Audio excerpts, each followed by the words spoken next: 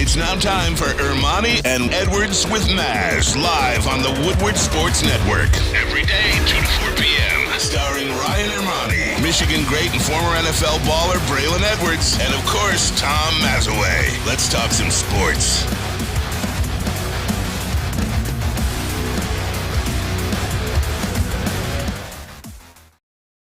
And here we go. That's right. It is Friday, gang. We made it. March 24th, 2023. Ermanni and Edwards with Maz. Woodward Sports Network, woodwardsports.com, fox2detroit.com. However you are consuming, watching, listening, Woodward Sports Network, we certainly appreciate it.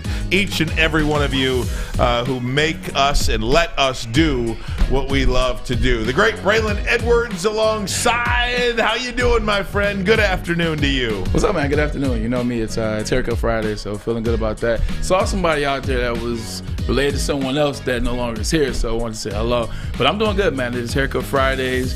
Feeling good. You know, it's not necessarily great outside, but not bad. And I feel like we've had a good week, so I got Maz to my right wearing the New York Mets orange and blue. Tom Mazawey, what's going on, buddy? Hey, fellas. Jerry! Hey, fellas. Happy Friday to everybody. What a great night last night it was in basketball. Yes, it was a downer for the Spartans, but they were gallant. I don't think I rooted for them more than I did last night. And they fell short. They played against a pro. That kid's going to the NBA. They don't have any NBA players on Michigan State. At least that whole guard looked pretty damn good to me. He looked pretty good. But he ain't as good as the kid on K-State. And then Gonzaga, UCLA last night. I'm going to say that was the best game I've ever seen. Hold on, man. Really? Yes. Before we dive into that, I'm very interested because a lot is being made today by, Michigan State fans versus Michigan fans versus whatever. Maz, we talk about cheering for Michigan State. Ryan, he made it abundantly clear yesterday. He was cheering for Tom Izzo, Michigan State. So was I. I was cheering for Tom Izzo. But do you get any sense of satisfaction when Michigan State loses? Kind of like, and the way to explain it for me is when Ohio State plays, never am I cheering for them. There's never been a time where I've cheered for Ohio State football. Conversely, Ohio State basketball, I don't care if they win or lose. It doesn't matter to me. Michigan State basketball, I cheer for them. But at the same time, when they lose, I'm okay with it. Like, I don't want them to get to the Final Four, but I'll cheer for them to the Elite Eight. So let me put this in perspective last night, and I tweeted it out a little bit. It was met with mixed reaction. Yeah.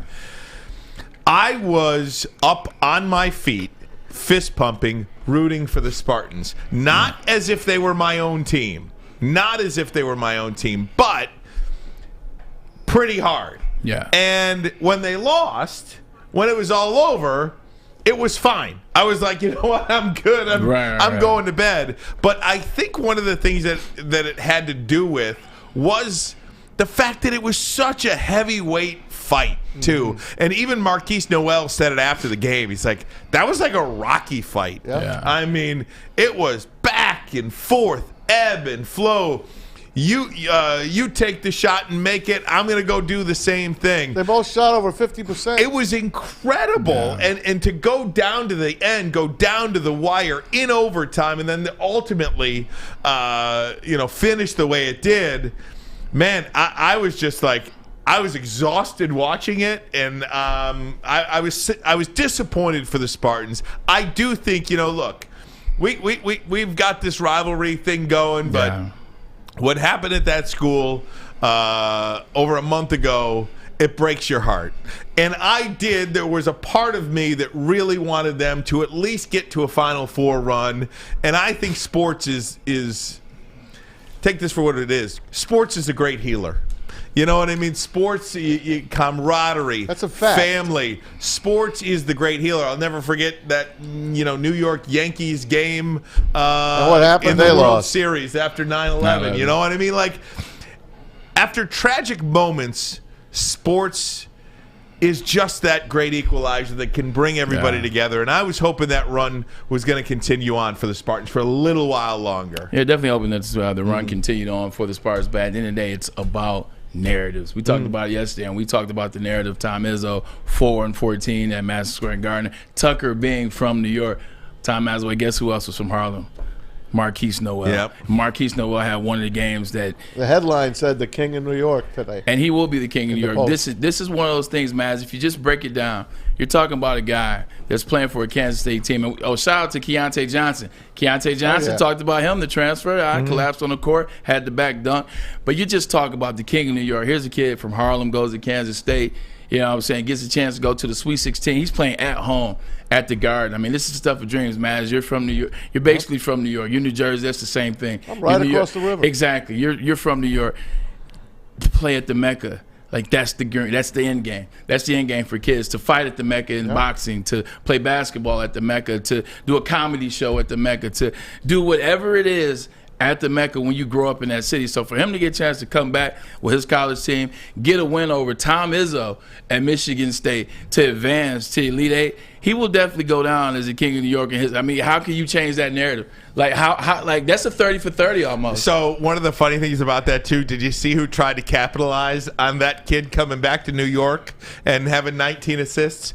Did you see Rick Pitino's? Oh, Ricky P. Did you see Rick Pitino, the new head coach of St. the John's. St. John Red Storm? Nothing like watching college basketball at the Mecca, Madison Square Garden. Can you imagine getting to play all of your home games there? I mean, he was just like, we are going to get every kid in New York and keep them home. They'll be back. I like what Nick is. I know we're not switching to Rick Pitino, but I like his press conference too. Like when he's talking about, he's like, "Yo, look, man, like my players, you gotta want to play you gotta love basketball to come here. You gotta want to play basketball." A lot of people, he said, a lot of these kids, kind of like Deion, a lot of these kids, they're not gonna be here, and it's not because they're not good kids, but they don't like basketball like they don't love basketball like the kids I want to play for me. You mentioned the Pitino, or you mentioned the kid coming back to New York, and I wanted to get the Pitino thing in. I didn't want to go down that road either, but I would like to get back to the Michigan State situation, because I was getting a little bit of a mixed bag online last night with that tweet, and I'm curious, what is it about football and basketball? Because I would never root for Michigan State football. Not in a million years. I'm with you. There was a part of me that likes them 6-0, 7-0, but I would never root in the college football playoff for Michigan State. In basketball, I absolutely would. Rooting for Tom Izzo. That's our guy. We love Tom Izzo in this state, and I don't know. It's just a different feel. Maybe because Michigan basketball was so dead for about a decade and a half, and there was a part of a void that Michigan State basketball helped fill for the entire state of Michigan. I think, with all those Final Four runs and the national championship, there were Elite Eight games at the Palace of Auburn Hills, and there was excitement. The Palace, and they won that championship. So I don't know. I just think Tom Izzo is close to royalty in this state, and I love the guy. I don't want to see Michigan State or Ohio State win anything in the national championship. So as it relates to the getting past the Elite Eight, like, I feel like in the basketball term, it's cool to show some type of, love for the rivalry, but, some love. Like, okay, cool. I don't mind them getting some wins here, and I don't mind them getting to the Sweet 16. Hell, even creep to Elite Eight. Once they get to the Final Four, now they have a chance of winning the national championship, and that's off limits. Like, I am not a fan of the national championship. The only time that I saw this come to fruition is Ohio State. Never have I cheered for Ohio State. But remember early on, the first year of the playoff, the narrative was the Big Ten is inferior to conference. It's all about Alabama. It's all about Texas, or it's all about Oklahoma, or it's all about LSU. Like, we were the inferior conference. When Ohio State played Alabama in 2014, I wanted Ohio State to win. I wanted them to win. So, you know what? Show them that this Big Ten conference, we got a little bit more in store than people think. And they did. They beat Ohio State. But the problem was they beat Oregon too, and they won the national championship. So I'm never cheering for Ohio State or Michigan State in the Final Four of anything ever again. Listen, I really don't care when they do eventually lose, except I did now, and it's because of my kid. Lily, she was so into this that she was crying, and today she's she's depressed. She's depressed today. She is depressed. I brought up a sports fan. You did. You know what? I'm proud Congratulations. of it. I'm proud of it. So yes, that part of my dad heart broke last night. It did. Congratulations. No doubt, because you look forward now. Can you imagine what East Lansing would be like on Saturday night if there was a playoff game? No doubt about it. New York, man. I'm talking about for Lily. Oh, yeah. You know what I mean? I might have just picked her up and gone to New York. Yeah. Oh, my God. That is so fun. I don't know, but Braylon set me straight at lunch because I was like, he says it, never root for Ohio State or Michigan State. And I said, well, I root for Ohio State in football. I root for them to be 11-0 when Michigan plays with the end. And he said, yeah, and he set me straight on that, though. He's like, no, because this year, Ohio State, he likes Ohio State to be undefeated. So when they play Michigan, the best team, Michigan beats them, and I get that. But what happened this year, Maz? Ohio State did what? They backdoored into the Final Four, and they almost got into the national championship, and they would have beat the hell out of TCU, a team that beat the hell out of us. And we would have been right back in a terrible position. He set me straight on that. You don't want Ohio State to go undefeated ever. Facts. I get it. I get it. Hey guys, before we get into the Lions, DJ Chark is on the move. I wanted to play this for you. I almost died 3 times when I watched this video, and I have to play it for you. Of course you do. This is the greatest video. What I'm about to play for you is this is the Florida state, like the state of Florida. Legislation. The legislative branch. This is roll call. I'm going to give you time to get your ears in, Braylon. Go ahead. This is roll call, a representative giving roll call at the legislative branch in the state of Florida. Watch the woman, by the way. Key, Florida Station of Counties, waves in opposition. Pamela Birch Fort, Florida State Conference of NAACP branches, waves in opposition. Anita Dick is an opponent. Waves in opposition. Holden Hiscock is also an opponent. Waves in opposition. Jimmy, Florida Apartment Association. Oh, God. Did you see the girl? Oh, play it one more time, Fletch. When he says Anita Dick, the girl. Key, Florida Station of Counties, waves in opposition. Pamela Birch Fort, Florida State Conference of NAACP branches, waves in opposition. Anita Dick is an opponent. The girl. She's like, oh, God. And then proceeds to read the next one, which is, oh, my God. Even as bad or as worse. Like, wow. Where was Harry Balls on you? Oh, my God. How do you not hear something in your ears and instantly go to the point where it's like. He stopped. But he continued but he stopped because on. he was looking. And he continued on. He didn't stop because it hit him. He stopped because he's looking for this person, and then proceeds to read another one that's just as bad, if not worse. I mean, it's like, is Mr. Meoff there?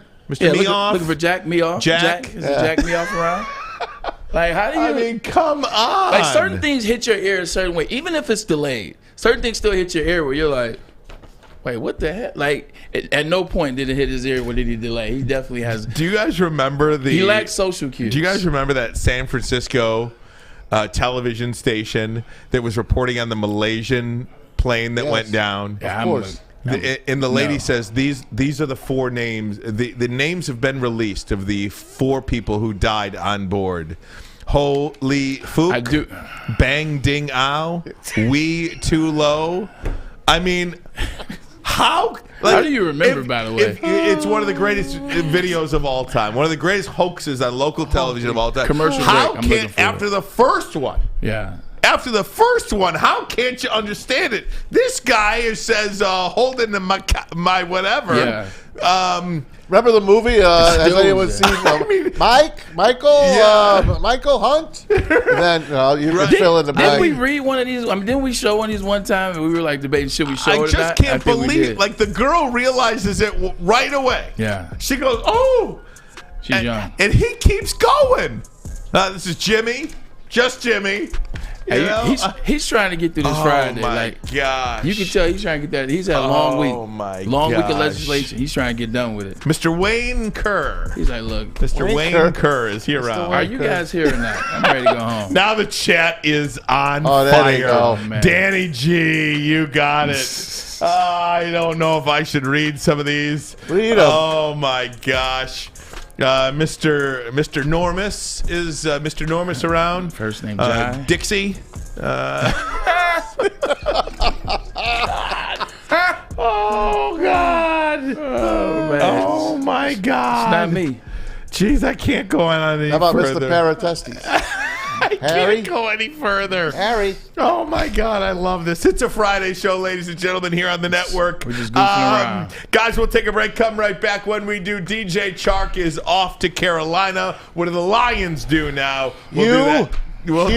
We'll do that coming up. Janus? But first, Hugh. Yeah, Hugh. Yeah, Hugh's great. But first, a message from Chili Peppers Tanning. They all love going to Chili Peppers Tanning. They do. And if they join the Pepper Club just like you, you're going to get really taken care of. They're going to beat They're going to beat all competitors by $5 on unlimited tanning. Plus, you get the cleanest salons in the D. No excuses either. You're going to find a Chili Peppers Tanning near you. 27 locations in the greater Detroit area. And, of course, you get the cleanest salons in the D, the hottest bulbs, the hottest deals, the darkest tans, your vitamin D headquarters, chilipepperstanning.com.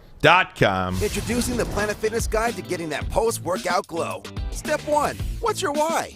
More epic energy? Better sleep? Blow off steam? Step 2. Join Planet Fitness for just $10 a month and get moving in our clean and spacious clubs. Step 3. Bask in that post-workout glow. Join Planet Fitness today for just $10 a month. Join today at any of the 50-plus Detroit area locations.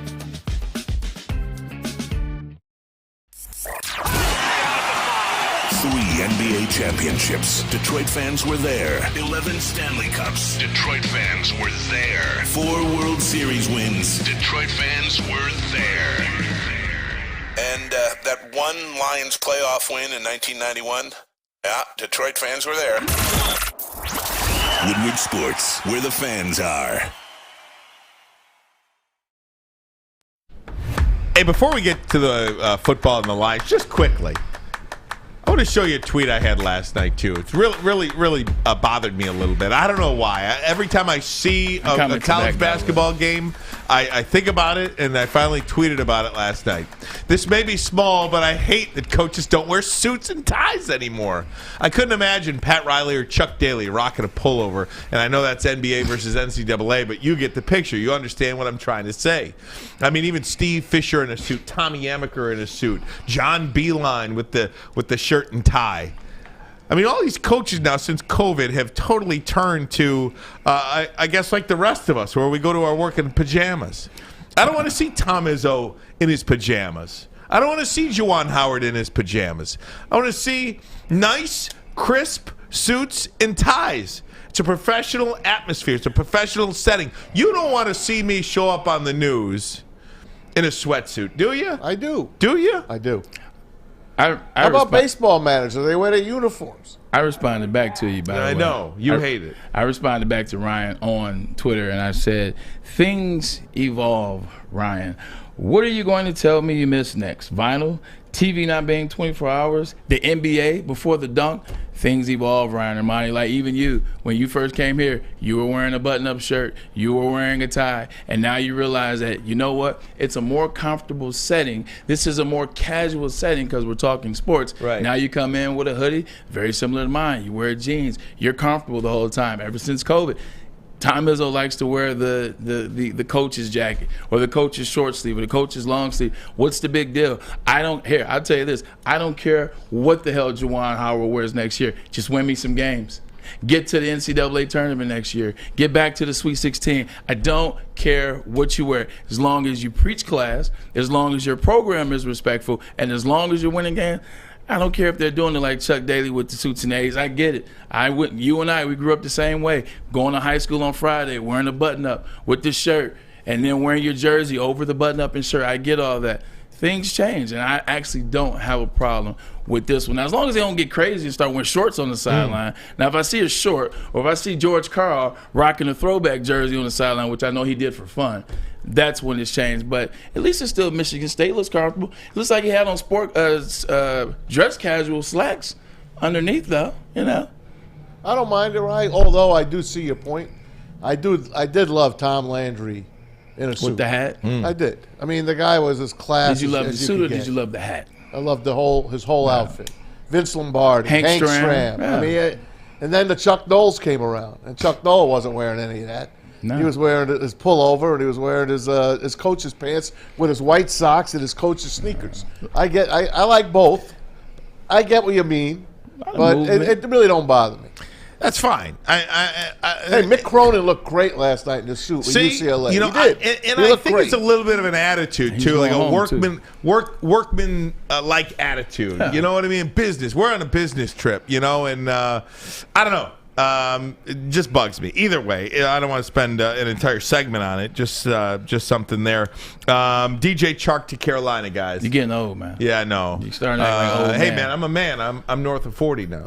Yeah, but Right. Maz is north of 60. So you relax over there. DJ Chark to Carolina on a 1-year deal. I'd love to see the terms of this deal because Can't be more than $11 million. And I don't know about the Lions if they wanted him back or not, Bray, but this one I do think hurts a little bit because I think DJ Chark was the perfect wide receiver, perfect complement in this Lions offense right now, and it does create a need for this team come draft time. Yeah, we knew this was a possibility. You know, that's why we've been floating around terms like Quentin Johnston at 18, at Jackson Smith and Jibba at 18. What about Jordan Addison? Where is he at? Kind of figuring those things out. I get it. The reason why he took a 1-year deal, you got to look at it from this point of view. Right now with the Detroit Lions, the receivers on the Detroit Lions that are respected. Amon-Ra St. Brown is the receiver right now for the Detroit Lions. Everybody talks about him being ready. They talk about him being somewhere between 12 and 15. You talk about the efficiency. You talk about his catch radius.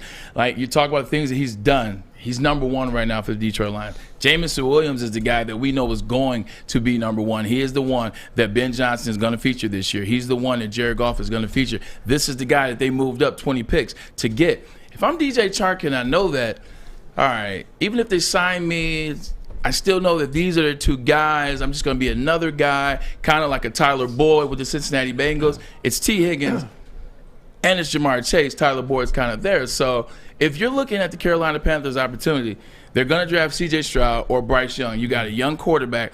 So the first person that he's going to know is you. So you get in good with the young quarterback. You work with him. You teach him game. You teach him where you like the ball. You are the number one wide receiver for a franchise.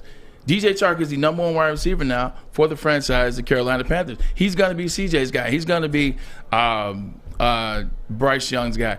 The goal is to be number one. The goal ain't to be 3. The goal ain't to be 2. The goal ain't for somebody. That's how you get paid. That's how you get paid. The goal is to be 1. Got you. So if he's telling himself, you know what, hey, doesn't matter which one of these guys is, you bring them in, I'm going to work with them. I'm going to make them my guy. Now I'm with them next year, sign on for a deal. And even as my skills deteriorate, these guys are going to want to still have me around and be on the team. You get longevity out of signing this deal. So I don't look at it as, they offered me more. I look at it as the big picture, the longer picture. I think it's a smart play. Now I could be wide receiver number 1 for a team that's looking to do what the Lions are trying to do as well. I'll tell you, Carolina's digging what we got going over here. They pull off another guy, bring him over to Carolina. They've got a good team. And you know what? They're developing their own type of coaching staff as well. They're very similar to the way the Lions are built. Yeah. And what they're missing is their big quarterback. They don't have their number 1 starter. And they'll probably get him in the draft, like you said. But DJ Chark leaving here, I thought he felt like a comfort here. And if the money was the same, within $1 million or so, I'm surprised that he went to Carolina. I was too until he just explained why. Being number 1 is it really Maz, the goal ain't to be number 3. Like this is anything in life, Maz. Anything in life, like if you're really going for it, the goal's not to be number 3. The goal is not to be the number 3 dishwasher. The goal is not to be the number 3 earner. The goal is not to be the number 3 lawyer. Well, that's why you made it. I didn't want to be number 3. You're an athlete. You made it. Guys like me, I'm okay with number 2 and number 3. I'm okay. But that's just the way it is. But you know what it is, Maz? I do number 2 a lot. But that's very funny. But not even that, Maz. It's not necessarily like going for number 1. It's if I believe that I have the ability to be number 1, then I got to go for it. Okay. Like if I feel like I'm just like I heard Paul George say something recently. He's like I'm a 2. He said I'm an all-star talent, but he said I'm a 2. I need to do it with somebody else. Like he's being honest with himself. He now knows I got to be with who I want. I got to do that.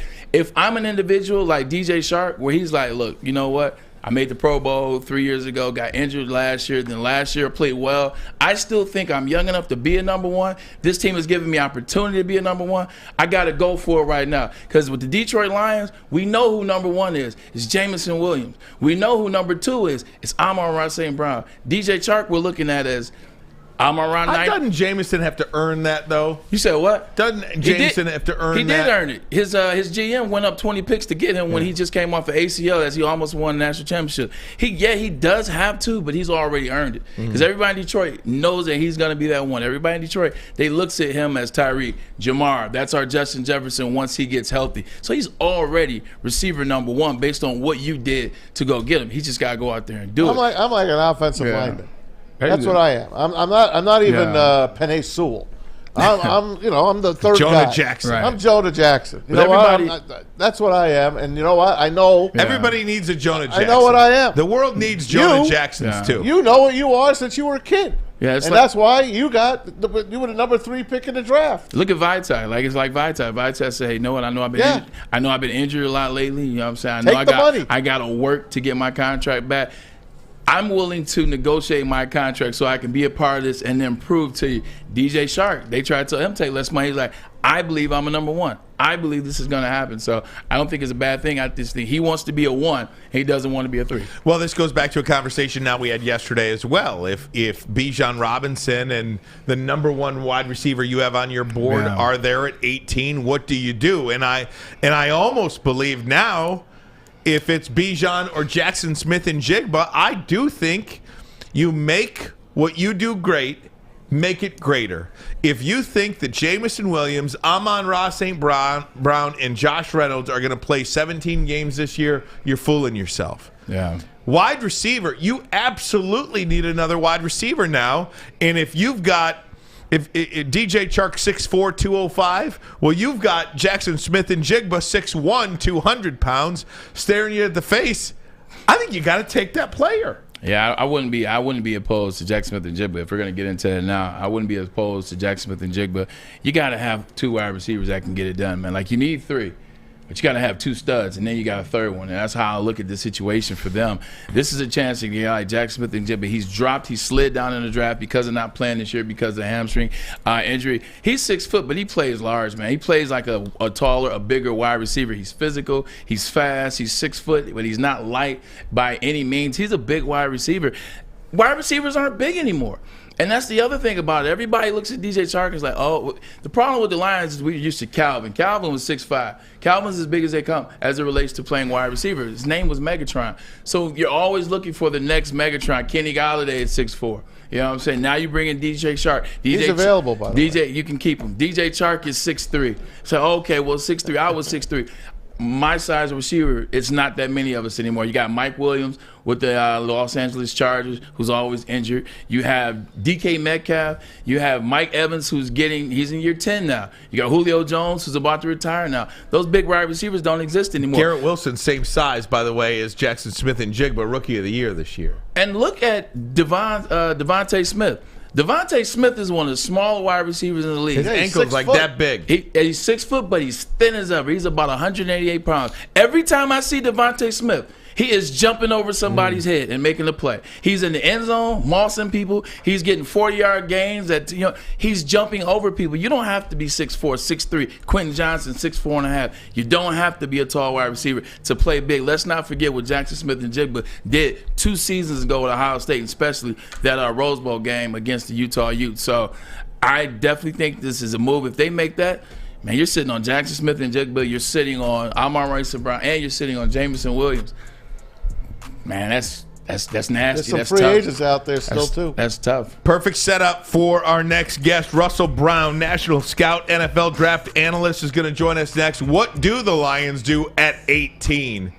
What do they do at 6? Where do they go from here? We'll talk to Russell Brown next, but first a message from Guardian Alarm. They're your local security experts, have been for over 90 years. When you see that black and yellow sign out in front of your house, tells the bad guys one thing. Stay out. Whether you are at home or on the road, they're 24/7 local monitoring and home security systems that will beat all the others. They've been in business for over 90 years. They're doing something right, ladies and gentlemen. Call this number right here, 1-800. Stay out. That number again, 1-800. Stay out. Stay out. Stay out of here. Stay out. Get Call out. them today. Tell them Woodward Sports sent you. We sent you. Stay out. Saturdays at 1 p.m. Make sure you're watching WoodwardSports.com for our new show, Chompin' Puck. He shoots. He scores! With four-time Stanley Cup champion Darren McCarty and Michael Gentry, Chompin' Puck is taking the Detroit hockey community and giving them a voice. Pros to Joes. You'll get the best Detroit hockey coverage around. Chompin' Puck. Saturdays 1 p.m. on WoodwardSports.com. The sports marketing agency would not be who we are without great community partners like Higuera Health and Carol Zaniga. It's an awesome opportunity to partner with your organization. Higuera Health is a comprehensive behavioral health organization. We serve children through older adults with mental health, substance use, and developmental disabilities across Western Wayne counties, and really excited to now be in downriver communities as well. Give us a call at 734-458-4601. The only sports network in Detroit that starts with a W. You know, because we win. Woodward Sports, Detroit's winning sports network. Hey, Seafood Fest is back at Big Boy. Catch it while you can, especially during the Lenten season. That means tonight. You know it's fish fry night. All you can eat fish fry buffet at Big Boy. And you can try those Lent specials as well. Some of the favorites, shrimp Alfredo, the shrimp stir fry, and the new fish sandwich. Catch them all while you can at Big Boy.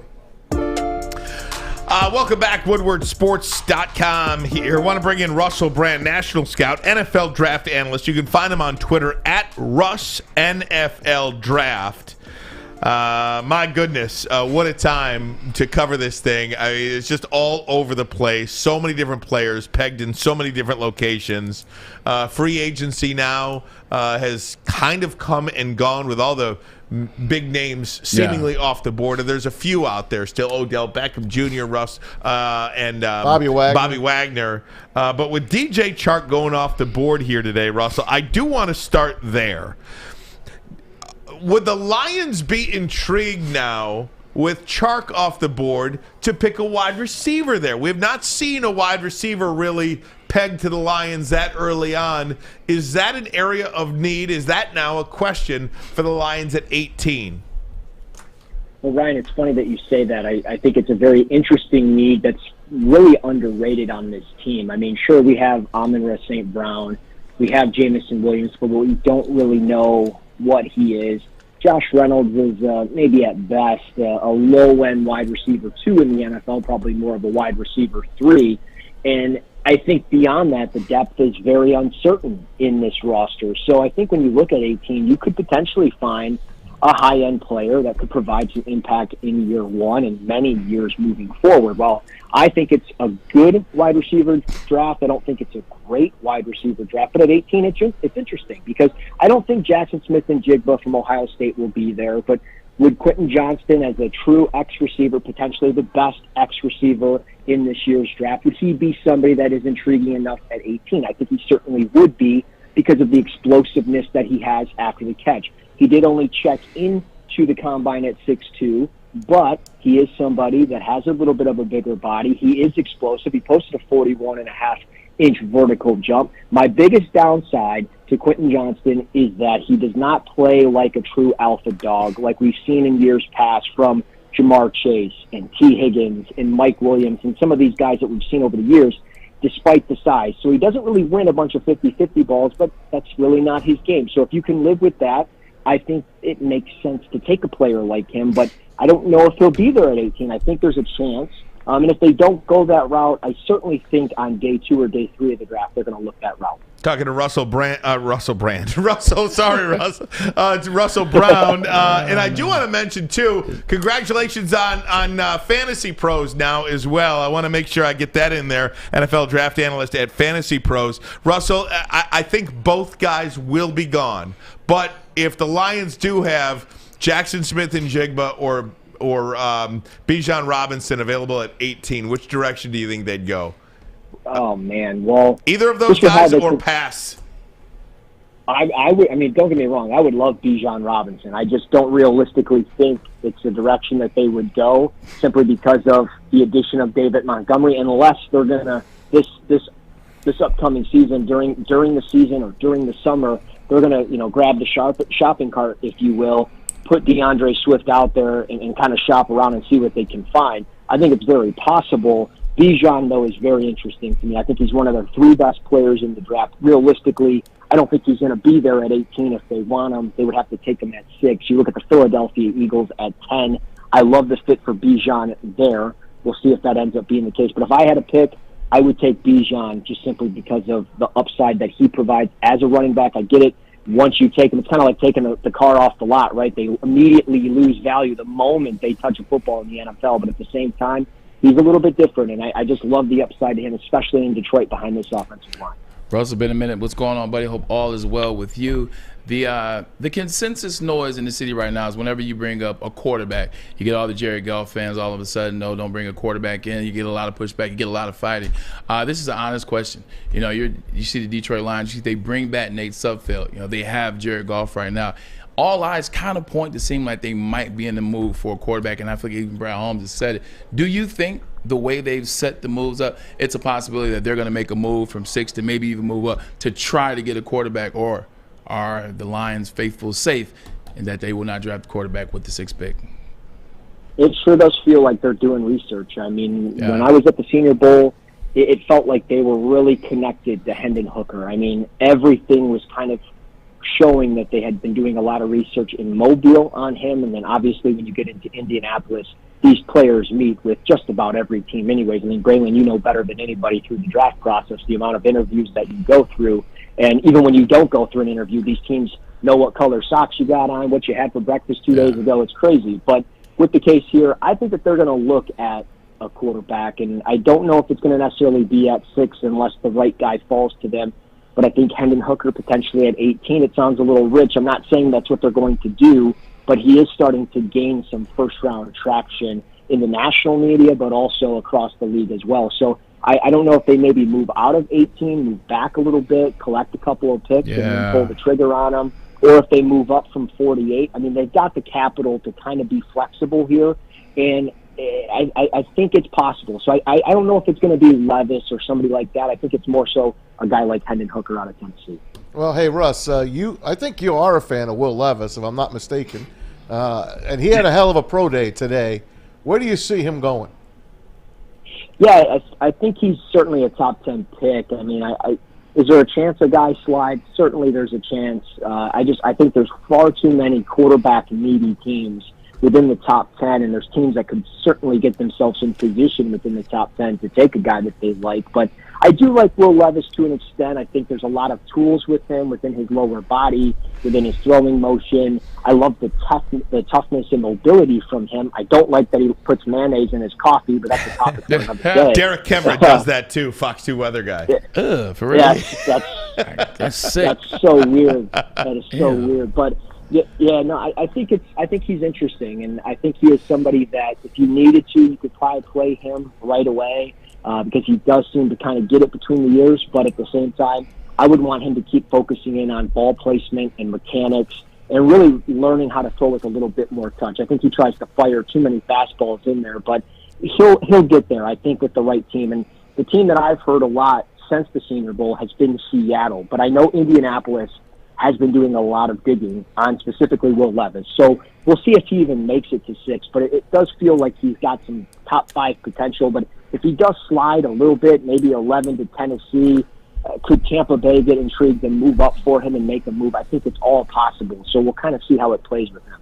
Hey, Daniel Jeremiah came out the other day with his mock draft. Ryan, I'm going to throw this to you because this is your expertise. Go ahead, lay this out for us. I think this is the Lions' worst nightmare here, Russ.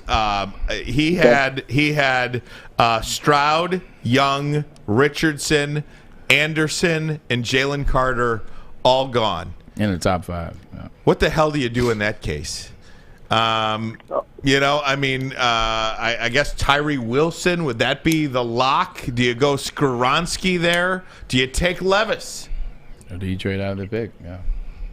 I mean, I think trading out would obviously be the thing that everybody would love to do. But look, I'm fine with getting richer in a spot that really hasn't been that rich here in Detroit, and that's at the cornerback position. I know they brought in Emmanuel Mosley. I know they brought in Cam Sutton. I see Chauncey Gardner-Johnson on the roster, and I see Jeff Okudah, but that doesn't necessarily mean all these guys are going to translate to immediate success just because they had success elsewhere. Yeah. Emmanuel Mosley's on a 1-year prove-it deal coming off back-to-back injury season.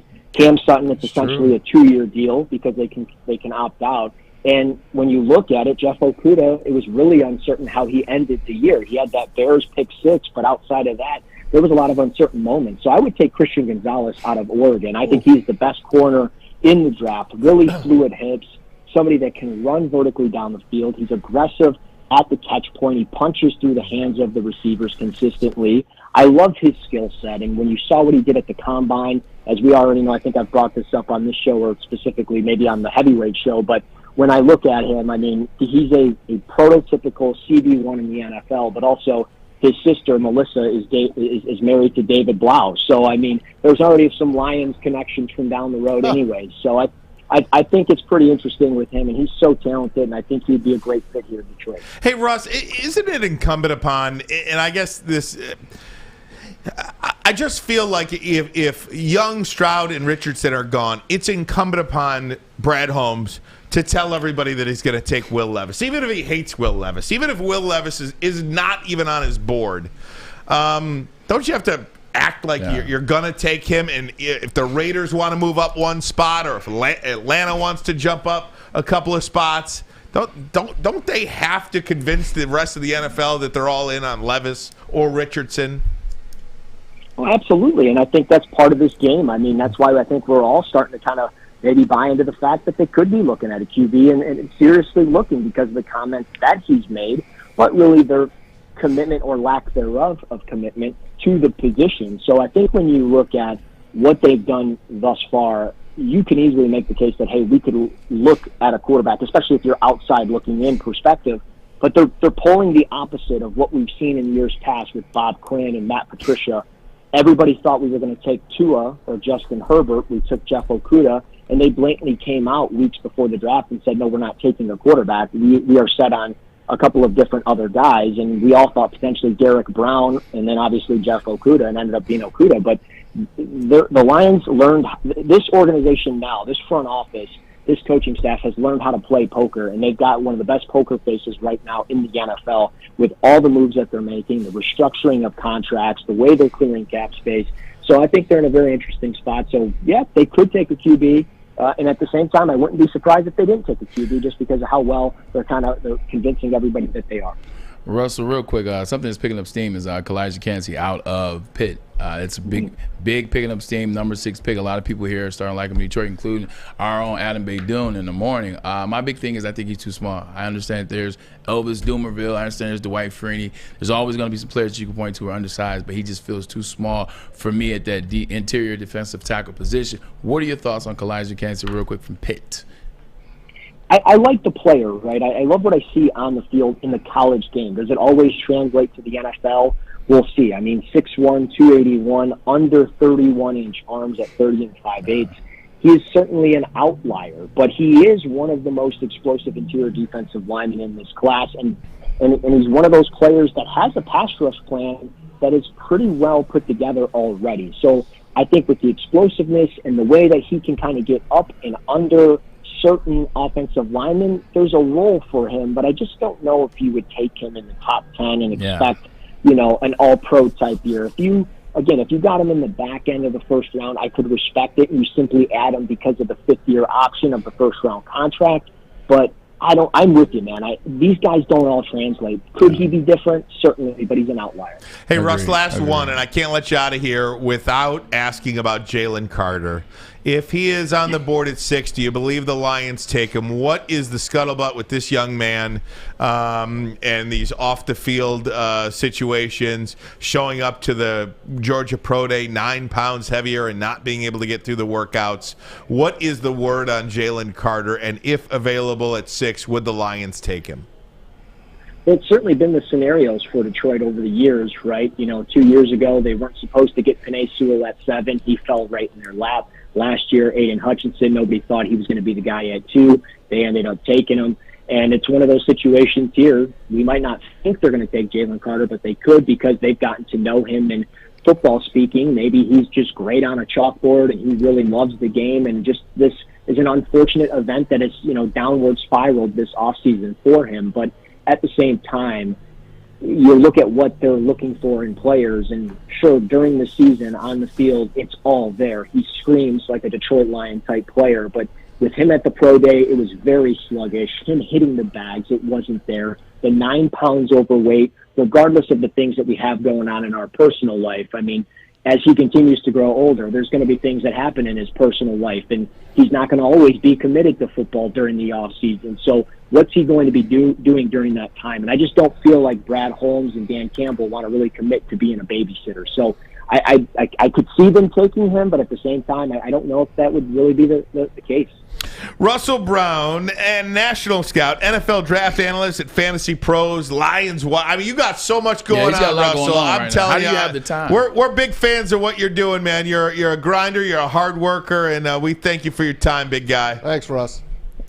Absolutely, guys. I appreciate it. Appreciate you, Russell. Appreciate what you do. One of the most knowledgeable draft guys out there right now, Russell Brown. Hell of a kid. Again, hell of a kid. Love him. And love his perspective on the NFL draft.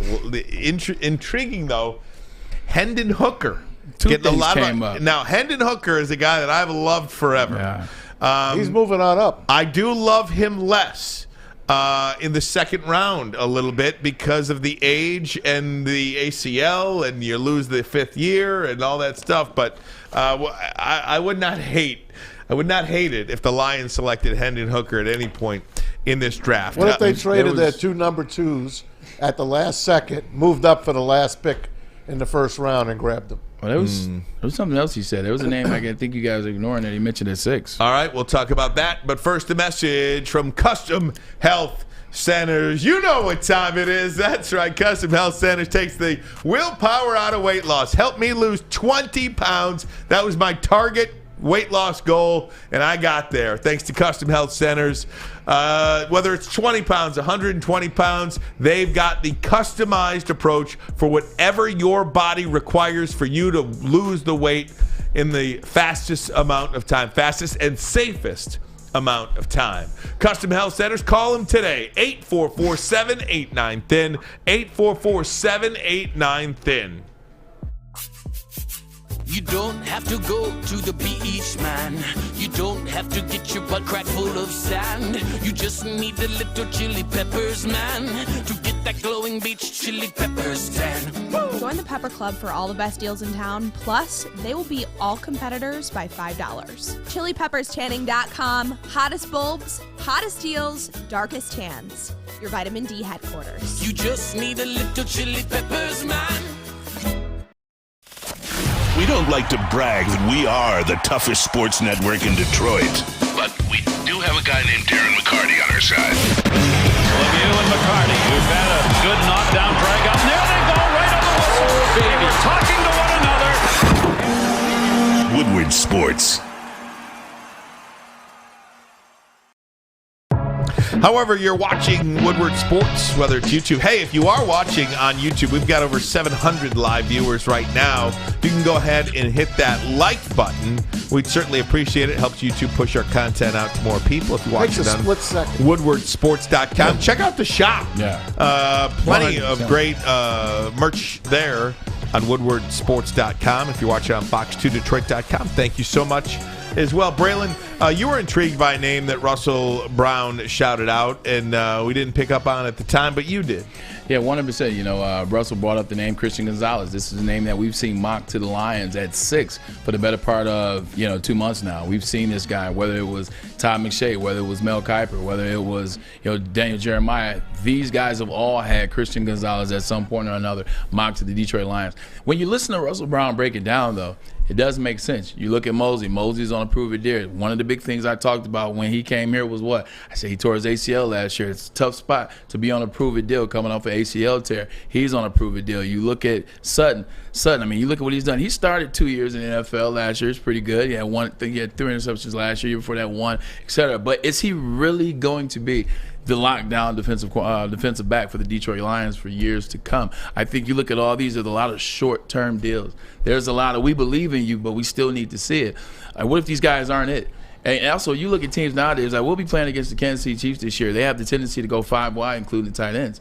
You're going to need DBs. DBs are something you need more and more in this day and age, whether you're playing against the Miami Dolphins or you're playing against whatever Buffalo plans to do, or you're playing against, the list goes on. You're going to need DBs or bodies to throw at these wide receivers, especially when you play the Minnesota Vikings during the season. So, I mean, once again, it goes back to, if you're telling me Brad Holmes did his research, this is what Brad Holmes wants, this is what Dan Campbell agrees with, and this is what the Lions organization want to do, then fine, by all means. But you got to make it right. Christian Gonzalez does have a lot of upside. And to your point, there isn't that guy for the Detroit Lions that you know is going to be there. Like when you look at certain rosters, I know this guy is going to be there. I know they're going to lock down this position. I know this DB is going to be there. The Lions are still trying to find that guy. They did a tremendous job. Gardner Johnson's the guy. Well, he's a safety. But he can play corners. Well, true, but he's a safety though. Like he's gonna play safety and nickel. But you still need yourself a lockdown defensive back, and they don't necessarily have that yet. Somebody may arise. It may be Sutton. It may be one of these guys. So if you told me that and you draft Christian Gonzalez, once again, then we say we're going to trust the mad scientist. I don't want it to be the cornerback position. But looking at it, I can understand if they were to be in love with Christian Gonzalez, draft Christian Gonzalez, and it works. So. Can I just say this, Maz? Right. Just continue to get good players. I know. Just continue to get the best players you can possibly add to this roster. 4 in the top 50. I am totally back on the BPA. You know what BPA is for you kids at home? Best player available. If it's Christian Gonzalez, it's Christian Gonzalez. No. If it's Tyree Wilson, it's Tyree Wilson. If it's Peter Skoronski, it's Peter Skoronski. If you want to take a shot on a lottery ticket like an Anthony Richardson, if he's there, I am absolutely, obviously not opposed to that. But short of the reach, the lottery ticket, a Jalen Carter and Anthony Richardson, I am all for just going down your board and take it. If it's Bijan Robinson, it's Bijan. However that shakes out, take the guy. You're still adding talent. And you're going to add talent that you're going to have on this team in its formative years. Yeah. I mean, the Lions are not trying to go from bad to good anymore. They are trying to go from good to great. That next jump, it's easy in the NFL to go from bad to good. The challenge for each organization is to go from good to great. And that's where Brad Holmes and Dan Campbell have to do their work now. Yeah. Whether it's 6, whether it's 18, whether it's 81 or 55. And it goes back to what I was saying, like Ryan and Maz, like you, and this is going to come off a certain way, ladies and gentlemen. I understand it. I get it. Trust me. The Lions don't have to get it right at 6. Like, and I know this is going to sound terrible. They don't have to get it right. Now, if they do get it right at 6, you're talking about potentially NFC Championship in 2 years. You're talking about, a player that is what we needed, a player that we've been blessed with, a player that becomes all-pro back-to-back years, a player that's you get blessed like that. You look at Sauce Gardner last year for the New York Jets. Boy, did they get lucky. No, their whole draft was great. They did their homework. They did their research 100%. So I get that. But you have in such a good position, man, in terms of the players that you bought in through free agency, the money that you still have, draft picks that you'll still have because you'll still have an 18. You still have the mad scientist, Brad Holmes, pulling the strings, so you don't know what that 18 is going to turn into.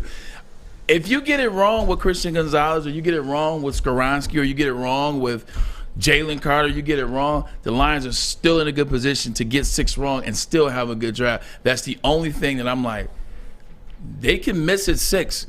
And it's still not necessarily affect them. And one, I know that sounds crazy. That's the situation they're in. When you're the Carolina Panthers, you can't miss at 1. The Carolina Panthers, their franchise is in a situation they can't miss at 1. They got to do all the homework, all the 25-hour days to figure out, is it CJ? Is it Bryce Young? Is it, you got to be perfect as the Carolina Panthers. You ain't got to be perfect as the Detroit Lions. If Carter slips to 6 and they don't take him, that's going to haunt him.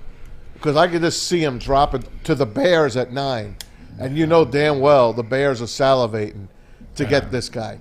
And I could just see it. They're going to interview him. Oh, yeah, I'm going to make those teams pay, those 8 teams that passed on me. This is a guy that was supposed to go number 1. If he goes number 6, he's going to want to pay back those 5 teams that passed on him. If he's there at 6, you better damn well take him. I don't give a damn what he did. It's like Ryan Ermanni. You gave the great example. We talked about it. You said there was a kid that came out of Marshall in the 1998 draft. A lot of teams didn't want to take him. A lot of stuff had come out of him in Virginia. A lot of stuff came out of why he didn't go to Notre Dame, why he didn't go to Florida State. And we all know Bobby Bowden didn't mind bending the rules. It's like, why didn't he go to Florida State? He ends up going to Marshall. He's up for the Heisman.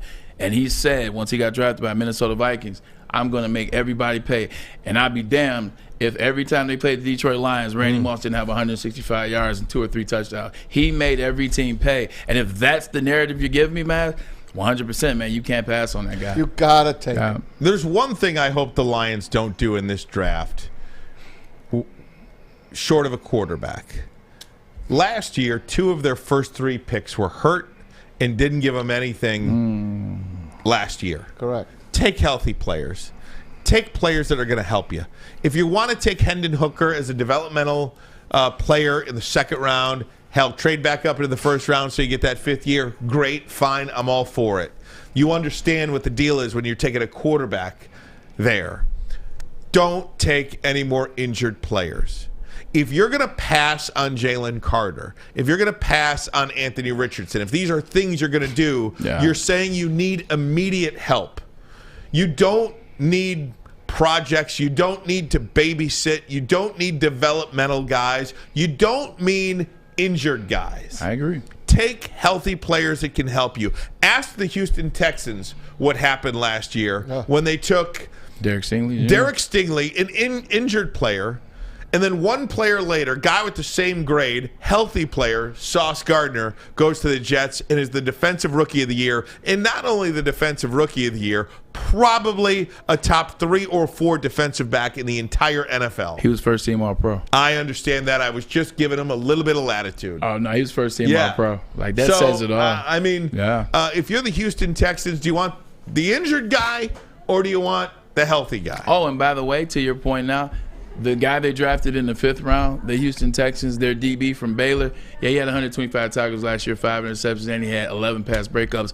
Much better than their 3rd pick overall. Without question. So I mean, that's a hell of a year as a DB. That's a hell of a year. Now you look this year and you say, well, you get Jamison Williams back and you get Josh Pascal back. It feels like Mitchell. 2 fresh James Mitchell, the 5th round tight end. It feels like you're getting 3 players in this year's NFL draft that really didn't contribute last year at all. I mean, we saw flashes a little bit out of J-Mo and flashes out of Pascal, Mitchell a little bit, but you're talking about as consistent contributors to the Detroit Lions. That's what you hope you're going to add. But the difference between that, I know we're going to commercial, the difference between that is last year when they were drafted, they're coming off 3-13-1. They're drafting players. They know they're not going to win a championship that year. They know they weren't going to win a Super Bowl last year. They know they probably weren't going to use those guys last year, but they were going to get better last year, and those guys, when they did get better, i.e. this year, they would be ready. They're ready now as a Detroit Lions, so you can't draft players, to your point, that they'll be ready in 2024. They'll be ready in 2025. See, the Detroit Lions are ready to win now, and that's why the players that you draft in 2023, they got to reflect that. Couldn't say it better myself. And that actually kind of highlights my point, too. It's easy to go from bad to good.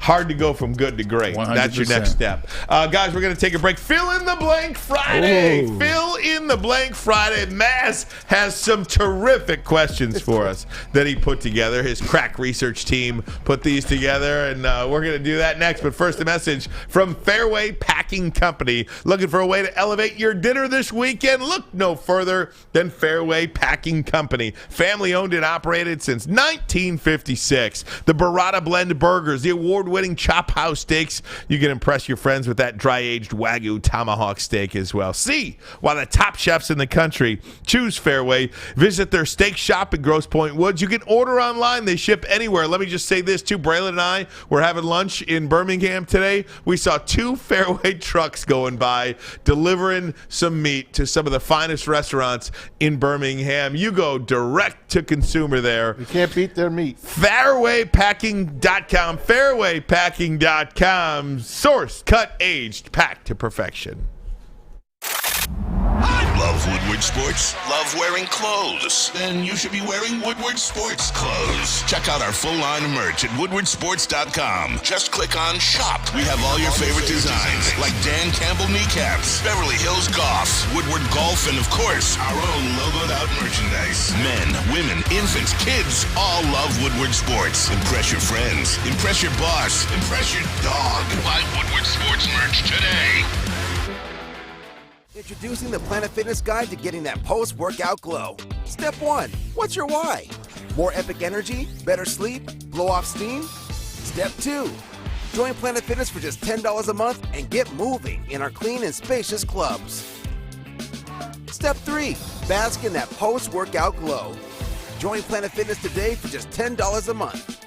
Join today at any of the 50-plus Detroit area locations. Have an opinion? Make sure it's seen and heard. Corner, jumper, tweet us, hop on the YouTube chat, slide in the DMS at Woodward Sports on all social media. Hour number 2 of the program, Ryan Ermanni, Braylon Edwards, Tom Mazawey. We're going to get you fill in the blank Friday. Just real quick, just something we've been talking about when it comes to every team's biggest need. The 33rd team put every team's biggest need out. For the Detroit Lions, they put out wide receiver and defensive end. You know, wide receiver, you didn't think about it, right? You just thought the Lions were good. But, yeah, wide receiver is a need. Defensive end is a need. Corner is a need. You know, I mean, it is interesting. But the post-free agency top 10 as well. Look at this. Post-free agency power rankings on the 33rd team. You know what team snuck in there? I do. The Detroit Lions at number 8. It goes Chiefs, Eagles, Bengals, 49ers, then Bills, Jags, Cowboys, and Lions. So 3 NFC teams ahead of them, Eagles, Niners, and Cowboys. I agree with that. I disagree with that, actually. I think Eagles, Niners, Lions. That's what I think. Eagles, Niners, Lions. Cowboys did beat them. Yeah. Close game. They did beat them, and they made the playoffs. I think the Lions are a better team this year. I think the Dallas Cowboys are not. I think currently as it's constructed, though, like if you look at where the Detroit Lions are right now they have 2 wide receivers and you don't know what Jameson Williams is going to be. They got a running back in David Montgomery and DeAndre Swift. You don't know what that's going to be. They have a secondary that, you got C.J. Gardner-Johnson is going to be a monster. You got Cam Sutton. We hope that he comes into his own and becomes a lockdown on that side. Mosley, we got to wait to see what he does, come back from his ACL surgery. You look at that defensive line right now, Aiden Hutchinson is going to be good. James Houston, he had a big second half of the year, but what's really going to happen with that? Isaiah Buggs, they signed him back. So when you're looking at that, when you're looking at how that team's like currently constructed versus looking at Jacksonville has all of their position players. Like they're solid everywhere already. The Cowboys, they're looking for one player. They're looking for 2 players. They're looking for. Go ahead. I just want to highlight something for you when it comes to the Lions division. Lions. Yeah. Next row. Here. Yeah. Next row. Next row. Yeah. Lions are by far and away the best team in this division. Not far and away. The Vikings are right there. Division. Vikings are right there with them. By far and away. Okay. 13 wins, bro. Yeah, 11-0 in 1-score games. Yeah. That's right. I mean, I understand these things. I understand you Lions fans. I know you guys are excited. I understand that. But don't act like Green Bay didn't finish the year 7-8. Like don't act like they didn't win 6 or 7 of the last 8 games. Just like you won 8 of your last 10. Green Bay did that as well. Just like Matt said, Minnesota won. They were 13-4 last year. I get it. 11-0. They won't do that again because the year before they were 1-10. So I understand that. But once again, you can't say far and above. Far and above. Can't say that yet. You can't. You can't say it. You can't say it until you can prove it. Well, the 33rd team agrees with you, Ryan. I mean, at the very least, there's 4 rows on there. Yeah. The Lions are on the top row. Yeah. Then there's a team in the second row. Then there's a team in the third row. And then there's a team in the fourth row. Yeah. I mean, that's some pretty good separation. Can I just say, this But is then as they're high. also not. Yeah, go ahead. This is as high as my 3 teams have ever been in my entire life. Yeah, you got 10. You got 8, 10, and 13. Yeah. That's not bad. Usually it's 28, 30, and 32. Yeah, even when the Giants win the Super Bowl, they're still like ranked Yeah. like 17th, 18th, and they look No up doubt. and win. Yeah, I mean, you know, the Lions are. Brad Holmes has put the Lions in a very good position. They've put them in a very good position where draft hasn't even happened. The draft hasn't happened. You're holding on to 4. You know what I'm saying? 4 of the top, you know, in terms of the draft, the position that you hold. 4 great picks in the top 4 picks. So top 75, excuse me. Lions are in a good space. But, you know, at the end of the day, it's just fun to talk about. It's gonna be even better to see it on the field. That's great stuff. All right, guys. We're probably going to carry this over, but let's start it. Fine. Fill in the blank Friday. Tom Mazawey. Let's You got do it, it, brother. fellas. All right. The Detroit Lions will sign blank in free agency. The Detroit Lions will sign. Now, before today, you know you were going to write DJ Chark in there. Yes. Okay. He's gone. No, he gone. Man, I've been thinking about this one, and I was going to say Chark all day before this happened. I don't think they signed Bobby Wagner. I think they signed a low-level receiver, like a low, Pick a name. Like Tom Kennedy. Tom Kennedy. Nah, they won't go back. Not him per se, but like a Tom Kennedy, a roster filler. I don't know. What did Nelson Aguilar just sign for? Nelson Aguilar just signed. Patriots. He left the Patriots. He left. And signed. Ravens. I don't know what he signed for. The only reason I said, like, that's the type of receiver I can see the Lions, like, if they're trying to pick up a receiver, I can see it being somebody like a Nelson Aguilar, somebody that you want to have your 4th, but that you want the challenge for like that 3 spot. I can definitely see that happening. Other than that, I mean, How big's Marvin Jones? 6'1.5", 6 foot. That's what they're going to sign.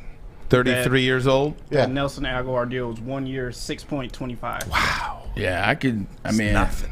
I can see. Guy's I can see that. I can see them signing somebody like that. Marvin Jones. I'm trying to think. Let's see. You're the Detroit Lions right now. You got Amon-Ra St. Brown, and you have Jamison Williams. Yeah, and Josh Reynolds. No. Josh Reynolds is a guy that you have that's a 5th wide receiver. He knows the system. If guys get hurt, Khalif Raymond, do you count him? No. I mean, he's the guy that just trick plays. They'll bring him in there for some stuff. They got 2 wide receivers now that, like, when you do a trio, they don't have a trio right now. They have 2. They have a duo. They got Amon-Ra St. Brown. They got Jamison Williams. So I'm just looking at it right now as it speaks. Yeah. Man, you got to get a guy in there, man. You got to get a guy. I'm just like looking to see where Marvin Jones the second. Well, how about D-Hop? Nah, No. it's too much money. Arizona wants too much for him. It's too much money. Would you give up a 3rd-round pick for him? But then you got to pay a salary too. So? No, because D-Hop wants to go somewhere where he's going to be. D-Hop's not looking for a prove-it contract. They're not trying to send him somewhere. Like, no, I wouldn't. Because now you got D-Hop, Jamison Williams, Amon-Ra St. Brown. I love D-Hop. I just think he's all right. Marvin Jones. I mean, I'm just tired of like the guys that fill the slots. Like I'm just tired of bringing in guys that fill the slots. Like even with the Nelson Aguilar signing, that's why I looked at the Baltimore Ravens. Like, what are you doing? Like, why do you just keep bringing in guys to fill slots? Like he's not a guy. He's not a guy. This is what Lamar Jackson has been complaining about for 5 years. Like 6 years now. Nelson Aguilar, that's the guy you go get. We don't need guys that are just guys. We need guys that fit a particular need. He doesn't fit a particular need on our team. Speaking of Lamar Jackson will play for blank this year. Oh, I think this is an easy one. I think it's going to be the Ravens. I'm not sure he's going to have another choice at this point, and we can carry this over. Did I miss OBJ? Before we move on. I'm going to go back to it. Oh, okay. Yeah. Lamar. You mentioned Lamar Jackson. I think it's the Ravens. I don't think he's going to be allowed to sign anywhere else. Yeah, there's only 2 teams that Lamar Jackson will play for next year, and it's either going to be the Baltimore Ravens or it's going to be the Washington Commanders. I believe the Washington Commanders are the only team. Schneider is the only owner that will go against that collusion that they want. Like these teams want Baltimore to be able to get him for $37.5 million so they can show all other quarterbacks that will be at this spot someday. You don't dictate the market, young man. We dictate the market and what we're going to pay. The Washington Commanders owner is the only one that will go get Lamar and say F you. No, there's another one. Irsay? Yeah, the Colts. True, but Irsay's still a part of the collective, though. Like, Irsay, even with his irrational, like, he's still one of the ones that he'll argue and yell on behalf of Jerry Jones, on behalf of Bill Belichick. Like when he was going at it with Schneider. That's why I said Schneider's the only one. To use a political reference, Irsay seems to me like a partisan guy, Republican and Democrat, who fight in public, who fight in the public square, and then behind closed doors, we're working together, you and me. We're all right. 100%. You know what I mean? Because they're all crooks, like Barkley said. Like Charles Barkley. They're all crooks. Of course they are. You know, they're all yelling and shouting at each other on the television, in their own camps.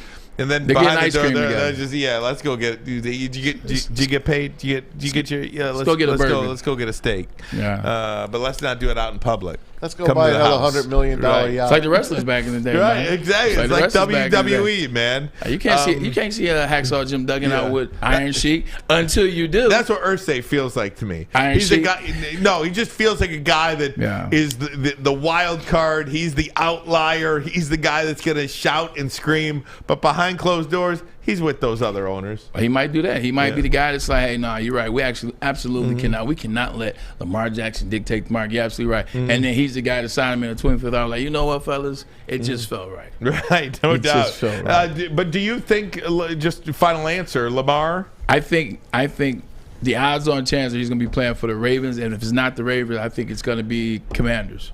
Maz, you got an answer for that?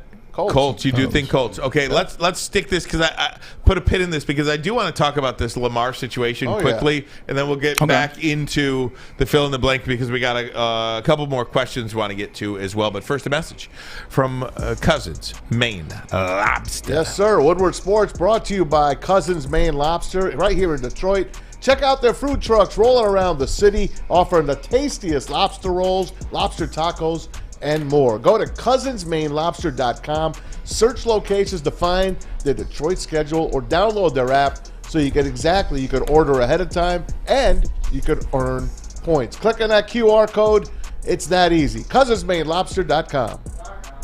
By now you know me, Christina Gennari, as the obvious choice in real estate. And you know my website, soldchristina.com, as your #1 resource for buying or selling your home. Myself, along with my amazing staff, pride ourselves on making your home buying and selling experience a relaxing and easy one. Come see why we are the obvious choice. Christina Gennari at soldchristina.com, the obvious choice in real estate. In any Lady Jane's Haircuts for Men for an award-winning haircut experience and automatically enter for your chance to win not one, but 2 vehicles of your choice, courtesy of Les Stanford Buick GMC of Ferndale. That's right, 2 cars, one for you, one for your wife, your girlfriend, or your best bud. Lady Jane's Haircuts for Men, open 7 days a week. Walk in anytime, sign in, sit down, watch your favorite team play, and before you know it, your hair will be game ready. Let one of our talented, award-winning stylists make you look handsome and clean. Lady Jane's Haircuts for Men. It's wicked awesome.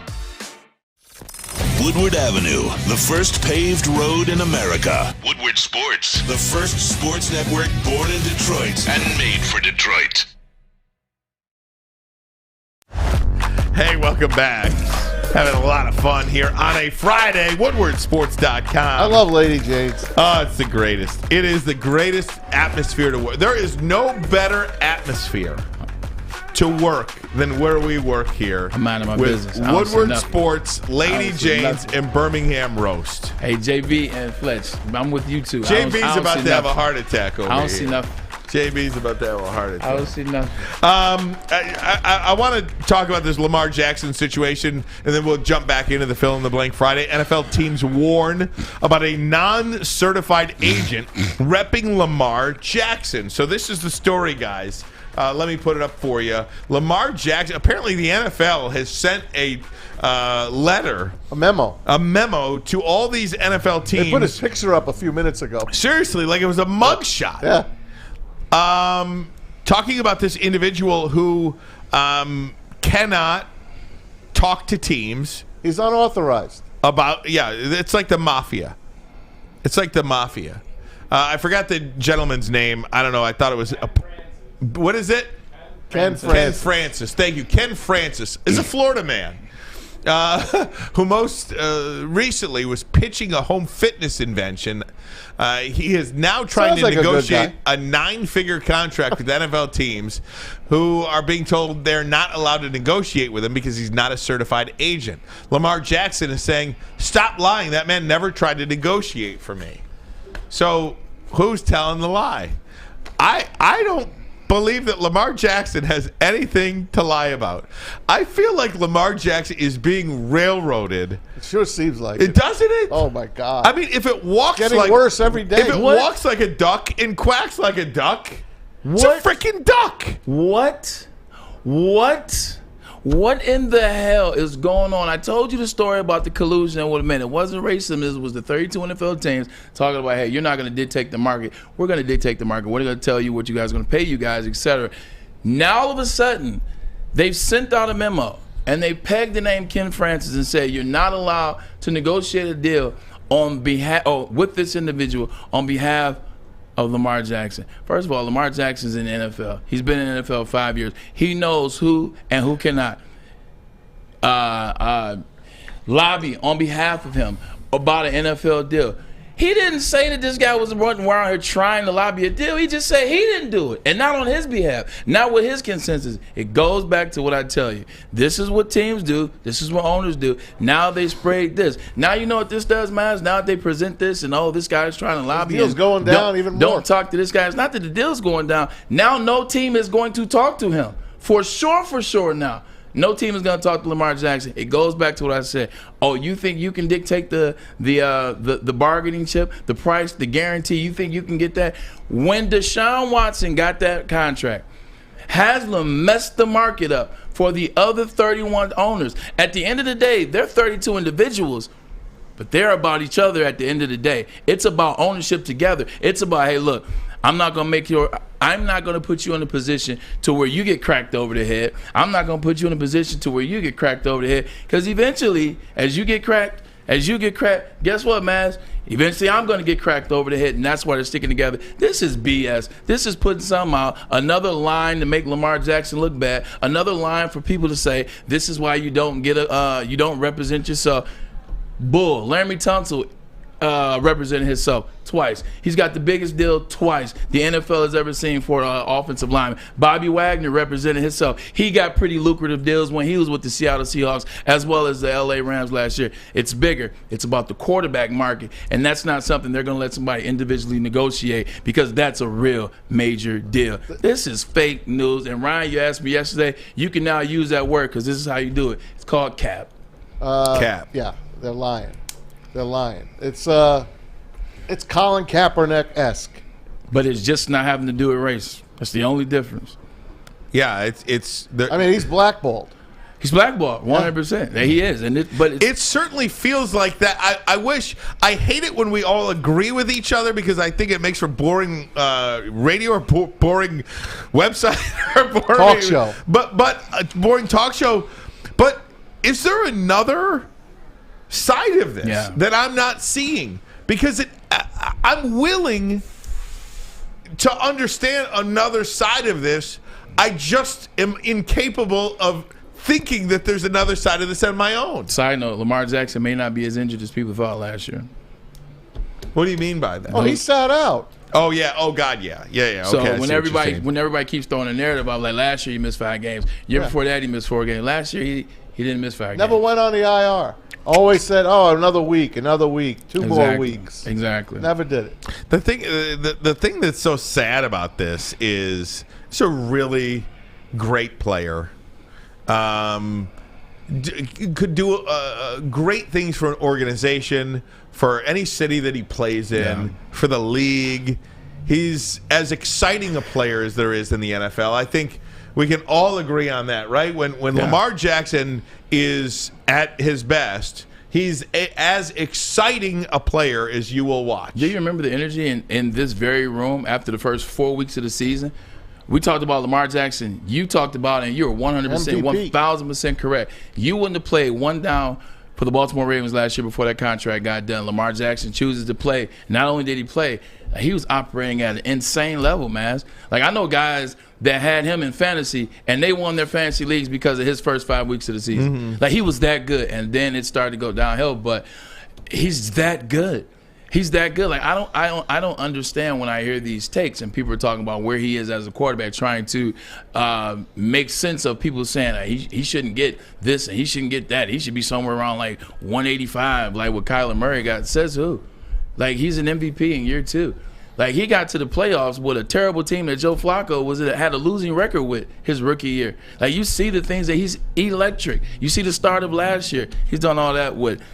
And this isn't the Baltimore Ravens where they've traditionally been defensive geniuses. This is the Baltimore Ravens that defensively they've been bad. And they don't have any wide receivers. I just don't understand when people try to knock down Lamar Jackson to try to make the Baltimore Ravens not paying him make sense. But they've been doing this for his entire career, right? Since high school. Then Louisville. Coming out of high school, didn't have a ton of big school offers, goes to Louisville. All he does is win a Heisman Trophy. Then everybody in the NFL says he can't play quarterback. He's the 32nd pick in the draft. He wins the MVP.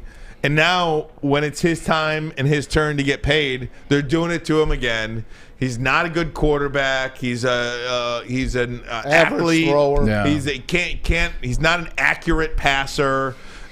He can't play. You can't win with him you can't win a Super Bowl with Lamar Jackson. I just don't get why it's him. Right. Like, I've seen black quarterbacks get paid before, and that's why it's not a race thing. I've seen Michael Vick, I love Mike. Mike was about as urban as you can be back in the day. 4 of the top 5 quarterbacks in the NFL are black right now. I get that, but I've seen Michael Vick get $200 million. Right. I saw Mike Vick get a $100 million deal after going to jail for dogfighting. Yeah.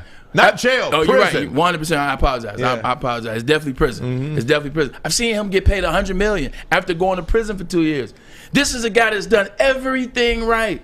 He's there all offseason. He's worked with the quarterback coaches that you told him to work with so he can get good with. Spent a lot of time in the offseason out in California working with these guys. He's a leader in the locker room. He's a leader in the media. Like, when he talks, like, he's there. I've just never seen it where a person has done everything right and it's just He's begging for a contract. It's crazy to me. I don't understand it. I'm not sure I'll ever understand it. And I get the collusion part, but even that, it's like, damn, Baltimore, why do we even have to get here? I feel like I'm as open a person as possible. Like, if you have an argument, I'm always willing to listen to it and subject to change my mind. If it makes sense, I change my mind. If it makes sense, I change my mind. I really don't see this one. But we're going to put a pin in this. We will take a break, come right back. When we do, we'll continue on with our Fill in the Blank Friday. Some good questions, including some football and some basketball. But first, a message from the Folding Warehouse. All right, guys, it's a great weekend for the Folding Warehouse. They got TVs all over the place. You're not going to miss March Madness. Don't worry about it. Get on down to Hamtramck. 2 ways to play, $12. That's all it's going to cost you. Only Unlimited, $12? Only $12. Unlimited open play or a private lane reservation. 10 or 12 people on a lane, and it runs you $120. You get it for 2 hours. And if you're thirsty, well, they got multiple full bars for you. Any drink you want, they'll fix it for you. Plus, over 100 beers on the beer menu. $2 mystery beer machine. That's a fun spin as well. Bring your own food in or have it delivered. Get your fold on at foldingwarehouse.com. It's a great day to get some Centron in your life. Okay. There it is. Centron, here we go. Gotta grab the cranberry. Oh, wait, it's 2 for $4. Got double up with the classic as well. Centron World, baby. Centron, available at select Krogers, and if you want to know how, go to @CentronWorld.com. You get dope like me. You know what? Why wait?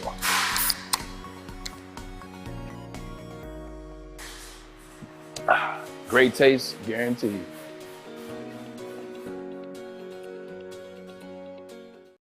You're about to be shell-shocked. The catch of the day is in. Big Boy Seafood Fest is officially back. Join us for some of your favorites like our popcorn shrimp and pike perch platters and our classic fish and chips.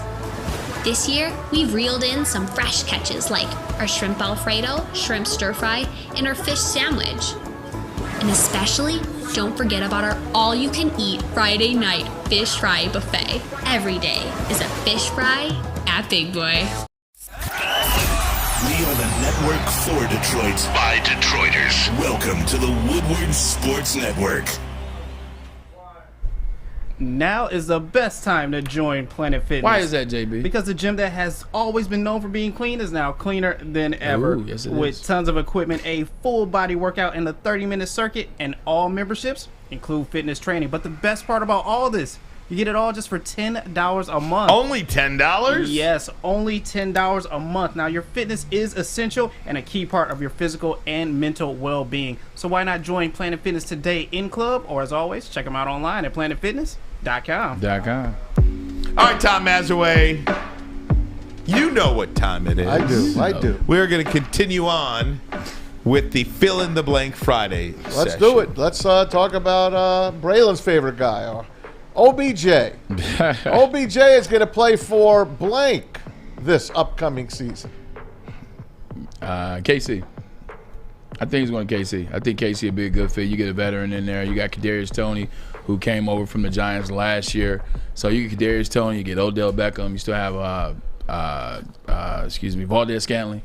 So I think they still have a good nucleus. I think Odell gives them a veteran guy. He's 2 years. He's trying to prove it. I think him and Mahomes could be dangerous. I think he goes to the Chiefs. Jets, just waiting for that man to get there, Aaron Rodgers. I think he would like to go back to the big city. If he's not going to go to L.A., I think he'd like to go back to New York and play for the Jets, not the Giants, and perhaps win a Super Bowl there. I just think that he got too much money tied up in wide receivers. McCall Hardman just signed there. Corey Davis is still there. Lazard. Garrett Wilson, Lazard. Now you're bringing in Odell Beckham.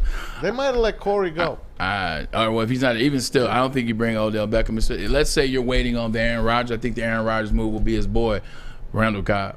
I think Randall Cobb will be the move if they're waiting. That's a good call. If they're waiting for OBJ, so I think OBJ, KC, and I think Randall Cobb will be that last guy to sign with. You know, it's funny though. What are we talking about again?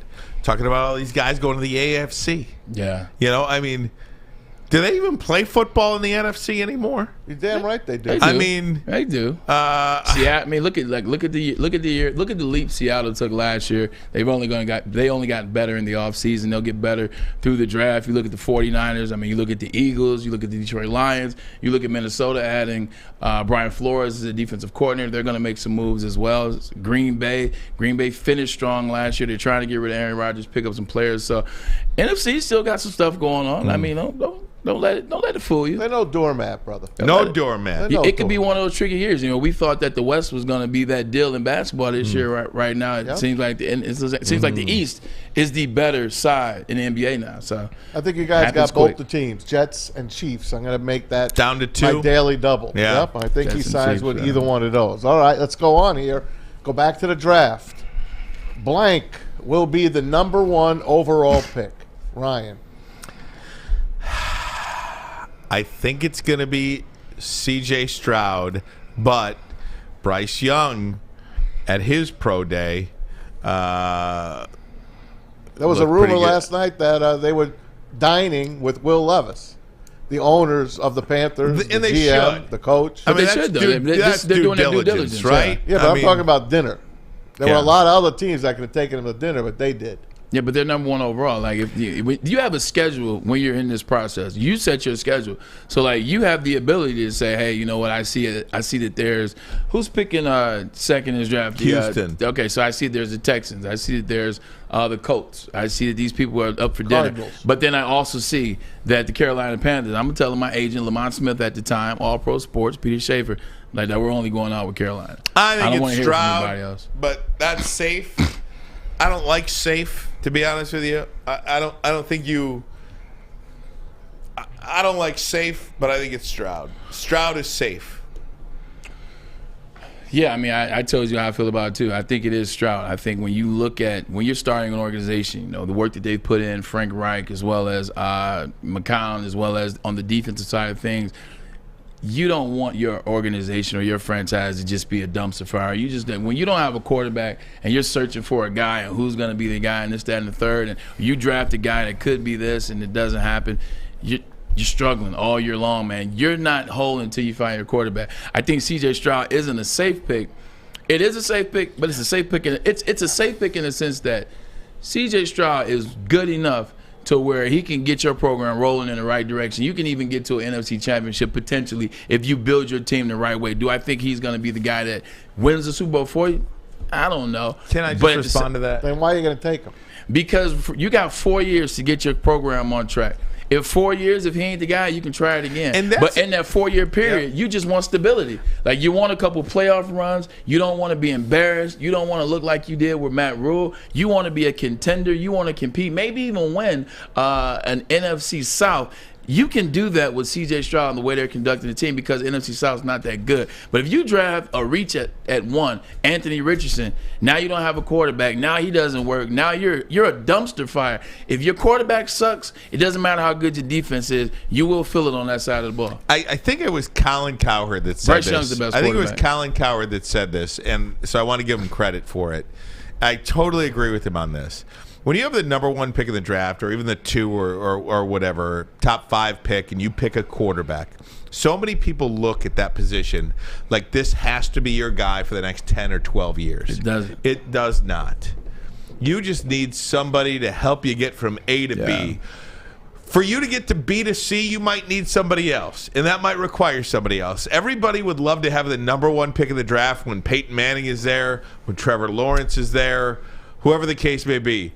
Every year doesn't have that guy. It's like this. So you just worry about getting from A to B, and then if you got to go from B to C with somebody else, that's what you do. Just look at it like this. Look at what Dak Prescott did. That's paraphrasing, by the way. Look at what Dak Prescott did in his first 4 years with the Cowboys. You look at year 1, they win 13 games. Year 2, they win 12. Year 3, they win 11. Year 4, they win 10 or 11 games. You know what I'm saying? They go to the playoff.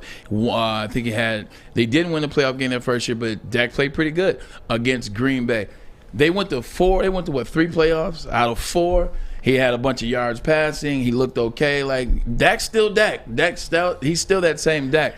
But if you got that type of play in the first 4 years out of C.J. Stroud, I don't think anybody's upset about that. I don't think you're upset about playing in the second round of the playoff C.J. Stroud's freshman year or rookie year. I don't think you're upset about going to the playoffs 3 out of 4 years, and I don't think you're upset with that. But now you know where you stand. So I think sometimes it's about, let's just get some controlled situation. Let's be good. We can figure that out in 3-4 years. The reason why I say C.J. Stroud is safe, and now I remember my original point, it's because I think everybody talked themselves out of Bryce Young.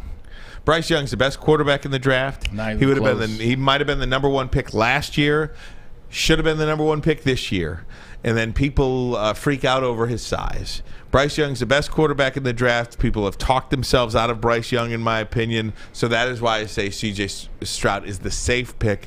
Young is the best quarterback in the draft. The thing that hurt Bryce Young, to me, the thing that's hurt Bryce Young is there's when you think of small quarterbacks or short quarterbacks in the NFL right now, there's 3 names that pop up quick. It's Baker Mayfield, it's Kyler Murphy, it's Russell Wilson. Those are the 3 names that pop up quick. Am I right, Mass? When Absolutely. You think all right. In the last 2 years, those 3 quarterbacks, Russell had a surgery that almost kept him out the rest of the season. Kyler Murray did have an injury, a surgery that required his season to be over. And you look at Baker Mayfield, same thing with him. He's been banged up for the last 3 years. All 3 quarterbacks have been banged up a lot in the last 2 years. And I think that's what teams are looking at. Guys are getting bigger, faster, stronger. They're coming off the edge. And no matter who you put in front of them, I get it. Frank Ragnar's great. You bring at Glasgow. I get all these linemen. They're good. The other side, they got warriors and monsters as well. And it's tough when you got guys out there that are 5'10" and weigh 188 pounds. That's tough. That is absolutely tough. He just happened to come 1 year too late. Was Bryce Young getting to the NFL draft 1 year too late? Because he's definitely the best talent. My guy is going to be Bryce Young. I think they're going to shock everyone. I hope so. They're dancing with CJ. They're dancing with Will Levis. They haven't said a word about Bryce Young. Mm-hmm. I bet you they take him. Potentially. Yep. We've got video. Brad Holmes was at Bryce Young's pro day as well. And look, hey, man, sometimes guys drop in the NFL draft. And if he drops, wouldn't that be just I don't even know. I can't even get the words out. And the good thing, too, by the Carolina Panthers, see, they're playing a game that people are like, well, why are they playing this game at number 1? They're number 1. It doesn't matter. They're playing this game because of the number 2 pick overall. If you like both quarterbacks, if you're Carolina and you like both quarterbacks, so you're like, hey, you know what? They can trade. Exactly. They can trade down to 2. and have somebody go up to one so that somebody can make sure that they can get C.J. Stroud or make sure that they can get whoever set quarterback they like. And now they go to 2, they get something in return, and they still can draft the guy who might have been the guy they wanted anyway. So Carolina is still playing a game. The game's not over with for Carolina and the rest of the 31 teams in the NFL. They're playing it well, though. I can even see Carolina going back to 4. I'll take one of the 4. You know what I mean? Yeah. Or one of the 3. They're playing they love Anthony Richardson. I really believe Carolina loves Anthony Richardson. Everyone loves him. If they go to 4, except the chat. If they go to 4, I mean, they could. Can you imagine that? If they go to 4, you know, with C.J. Stroud, Bryce Young, Will Anderson go 1, 2, 3, and then they get Anthony Richardson at 4, and probably another first and second round draft pick or something like that. 2 more. Can you imagine they have 4 number 1 picks next year? Only way that sucks is if somehow Richardson, Stroud, and Young are the 3 off the board, and you're sitting there at 4. So then take Levis, fine. That's the only way it stinks. You know? Will Levis isn't how you start the franchise, because now we're right back to what we said is they're trying to start their franchise. I ain't starting a franchise with Will Levis. I watched those. I watched some of those throws. Did you see him in his shorts today? In tank top? He's Studley. Brady Quinn. He's Studley. But I told you what happened. Brady Quinn. Brady Quinn, the knock on him was he's a gym rat, won't leave the gym, and he didn't leave the gym, and Brady got stronger and bigger each year. And at quarterback, you're not trying to look like Hercules. No, you're not trying to like Hercules. Naturally, but you want my last question? Yeah, I do want it, man. Yep, I want it. I want your last question. Here we go, guys. Everyone gets to answer this one, including JB and Fletch. Blank will win March Madness. Guys, JB, Fletch. Who's going to win it, boys? Give me Houston. All right. Houston. All right. You want to see what you got, Fletch? That UConn team looks pretty good. I'll take UConn. UConn. My guy, Fletch. I'll piggyback and say UConn as well. But Kansas State looks real good, man. I mean, Kansas State. Wow, they look real good basketball team. I'm going Kansas State. Really? I'm going Kansas State. Like it's not really like it's a different type of term. I haven't seen anything that necessarily has got me off. I think Alabama's got one player. Like Alabama's praying that Brandon Miller plays well, and he hasn't played well, so can't go for them. Houston will be the other team. I think it's gonna be Houston or Kansas State. I'm choosing Kansas State because I'm choosing Keontae Johnson. I'm gonna say UConn versus Kansas State. How about that? I like it. I was going to take UConn, but I'm not jumping on with you guys. I'm going to shock the world. I had UCLA. I'll take Gonzaga to shock the world. You know what? I would be happy for. I would too. I would be happy for. It was Nick. That game last night was epic. I would be happy for him. I mean, they've been 28 straight. Knock on the door every 28 straight. I mean, they've been like UCLA and Gonzaga side. They've had a lot of good games. Remember the Adam Morrison game? Of course. And UCLA beat them in 06. What a dirt bag. Oh, Adam Morrison. Oh, man. It's been some good ones, and I think Gonzaga's won all the other ones. But I'm they gonna have take some the good Zags. records. Matter of fact, I'm gonna put a couple of bucks on them. What a great word, by the way. D-bag. Dirt bag. D-bag. You're a dirt bag. Yeah, but so funny. If Gonzaga won, I would be okay for them because I feel like they've put the work in. Like They sure have. Gonzaga has been the best college basketball team in the tournament, you know what I'm saying, for the better part of 25 years now. Like, they win every year. They go to the Sweet 16. Like, they're dominant every year. They're an elite basketball team. They play well together. They play on both ends of the court. They deserve it. They deserve one. I heard my boy Doug Karsh, and I'll give Doug credit. He said, as much as he loves basketball, and I'm going to disagree with him, that this way to play for the national championship is unfair. March Madness is unfair to the truly top 25 teams in the nation because the little guys that get in, like St. Peter's, Fairleigh Dickinson, Kansas State, go on and on, Furman, they knock off a Purdue, they knock off a number one seed, Kentucky, and they shake up the entire bracket. It's one game that you're playing that an underdog can win. But do you think it's fair that the way it shakes out completely? Because look at the Big Ten schedule. Look at the SEC schedule. Then you look at the little A-10 and the MAC and all of that. But they have a chance to get in and knock off a couple of Goliaths, and all of a sudden, you got a champion that maybe isn't worthy. You know how I feel, because it's the same thing in football. I told you, the top 4 in football. I don't want to hear anything about football. Can't compare to basketball. I admit that. But you're missing what I'm saying. It's the same thing for me. I would want to see the teams that are top 25. I don't care about 26 through 65. Like, I care about top 25. I want to see those teams. So if you agree with Doug? 100% I do. But I'm not following money because I'm not getting paid from it. No, I know, but what I'm saying is it'll never change we know because of the money. But I love it the way it is. That wasn't a part of the conversation. Yeah. It was like, it ruins the game a little bit because as a casual observer of college basketball, I didn't watch my first game until March. First game I watched in college basketball this year was March. Maz, outside of you, who is an amazing, loyal sports fan, outside of you, if the average sports fan watching this March Madness looks at the game that is coming on at, let's say, I'm just making up a time, 6:50, and they turn it on and they're not betting any money on it, and they see Princeton and Creighton, they're changing the channel. They're changing the channel. Let's go around the NFL. Ezekiel Elliott wants a new home. We'll let you know where he's eyeballing, but first a message from Les Stanford Chevrolet, Cadillac, Buick, GMC. That's right, 2 more brands under the Les Stanford umbrella. They have expanded into Ferndale, a trusted name for over 50 years. Les Stanford Buick GMC gives you the same great service that customers have come to know. You can go check them out on Woodward, just south of 9 Mile, and of course, Les Stanford in Dearborn. Chevy or Cadillac on Michigan Avenue, been there for over 50 plus years. You can find the brands you want under one umbrella. LesStanford.com. LesStanford.com. Find new road. Find them. Can't get enough Woodward Sports content? Head over to woodwardsports.com right now for up-to-date sports articles and great entertainment news. We have the best writers, bloggers, and coverage all at your fingertips. Head to woodwardsports.com right now to experience all Woodward Sports has to offer. At work and at home, we're there with smarter security solutions. Featuring complete automation with customized alerts and more. For over 90 years, we've been the company that's been counted on to protect what matters most, all with personalized service and care. Right now, for a limited time, receive a free video device plus free installation with a new home system.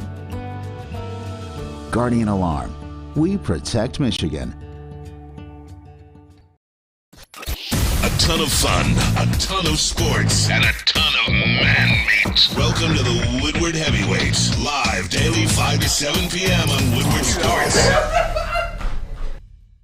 At Alta, uptime matters. matters. Alta Equipment has everything you need to get the job done. If you have a big project coming up, give Alta Rental a call today at 844-GO-TO-ALTA. 844, go, the number 2, Alta. Can we just clean something up real quick? Yeah. How many college basketball Division I teams are there that are eligible to make the NCAA tournament? Does anybody know that answer? Well, 68 get picked. Right. That's what I'm saying. Out of how many? I don't know. Like, is there 300? 300? A few hundred? I think that's I just lost my internet. I wish. I wish somebody knew. Because what I'm trying to say is... What percentage you want to go on? Yes. 43% of the teams in the NFL make the playoffs. Yeah, that's a lot. That's a lot. So... Look at hockey. 16 out of 30. Yeah, so that's over 50% of the teams in the NHL make the playoffs. So, we look at a field of 68 and we say that's too many teams. That's probably less of a percentage than any other league.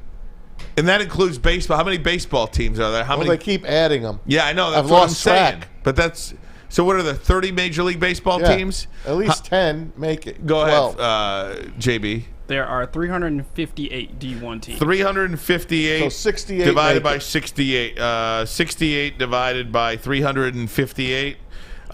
19% of college basketball teams make the playoffs. But you can't do it that way. It's not fair because the teams constructed in the NFL or professional sports, they're constructed of draft picks, free agent, people that you pick that you want to win with, that you believe you're going to win with. Like those 350 teams, a lot of those are filled with guys that couldn't go to this school, barely got in this school, didn't have the grades for that, were not necessarily good of a basketball player, was a project. So those 200 of those schools don't even matter. I'm looking at it from the standpoint of, when you look at that, 30 of the schools in the NCAA bracket, when people turn on, the average person hasn't even heard of these teams.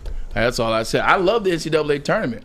I was just simply saying I understand where Doug Carter's coming from. So let's cut it in half. Yeah. Let's say half of 358 is 179, okay? 68 divided by 179, 38%.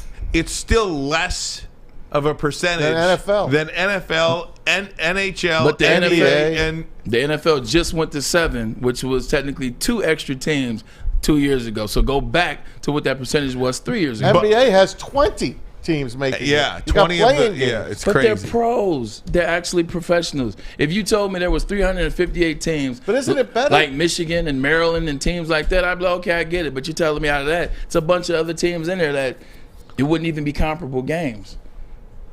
Like, I'm not tripping. I like the NCAA. I don't know why it's You're tripping, man. I like the NCAA tournament. Why are you tripping? Because I got to watch Creighton and Princeton. I'm just saying, I think it's the perfect way to have a champion. Well, the perfect way. It is settled on the court. Yes. It is settled on the court. Remember when in college football, when the voters are, come on, they man. voted teams in. Nebraska. Voting. Come on. Oh, let's take BCS. a vote from these, like, the BCS. Yeah, come you on. are gassed. BCS was good, with the exception of maybe like 3 years. Yeah, right. All right, very good. Tom Mazawey, go around the NFL quickly. I will. Hey, Lane Johnson, All-Pro tackle for the Torn Eagles. labrum. How about he gets a 1-year, $32 million extension? Here's $32 million, Lane. He hadn't allowed a sack in 2 years. Wow. He has not allowed a sack in 2 years. That's pretty nice. There's a reason why. Besides him being right-handed, Jalen Hurts likes to roll to the right, 33 run to million, the right, I'm escape to the right. Lane Johnson's a bad boy, and this goes back to what people were talking about. If you draft Skoronski, and you put him at the right guard, now you got Skoronski at the right guard, and now you got Sewell at the right tackle. You could shore that up for years to come. Lane Johnson is a monster. There's a reason why the offensive line is that good, considering he had to play against that Kansas City Chiefs defensive pass rush, too. Again, because you're probably losing Jonah Jackson next year, too, by the way. Go ahead. Hey, Ezekiel Elliott has got his heart set on 3 teams. Now, this is his wish list. And the head coach for the Cincinnati Bengals, it's Zach, what the hell's his name? Cincinnati, Zach Johnson. It doesn't matter. Cincinnati Bengals coach said, I want to make this clear. Zach Taylor. Zach Taylor. He said, I want to make this clear. This is not our list. This is Zeke's list because Zeke put on the Bengals. Oh, my gosh. It's so great. They got a really good one there in Cincinnati. Joe Mixon's a really good player. Yeah, if he stays out of trouble. But there's his 3 teams. When's the last time he get in trouble, man? Would you stop it? You the same guy said you draft Jalen Carter. Jeez Louise. Bro, he just had cops in his house like a month ago. Oh, my God. What do you want from me? Anyway, fake news. What are the teams that Zeke wants to go to? See if Joe Mixon had a See what's visit going on from the Joe police. Mixon. Go ahead. I'll wait. It's fake news. I want to see if Joe Mixon had a I visit can from talk the to you about police. this. Okay. So Zeke wants to go to the Jets. So the Jets, Breece Hall comes out and says, "Oh, whoa. Yeah. No, not so fast, Zeke. You ain't coming here." Basically, oh, my God. This is from Breece Hall. I think we good over here at AK Mike. How about you? Yeah, man, this is real. I love social media. I love Twitter. I love the fact that you can hear in real time how players feel about certain moves that we talk about, certain things like, what if this happens or this could happen? I like that we can see how fans respond. Players respond. I feel them. Breece Hall like, man, look, I'm good. We're good over here. If you see what happened before the season started, I was on pace to be all pro. Sorry, you ready for this? I'm ready. Braylon, you ready for this? I'm ready. The Cincinnati police officer who filed charges against Joe Mixon has been disciplined. That's crazy, right? Because what?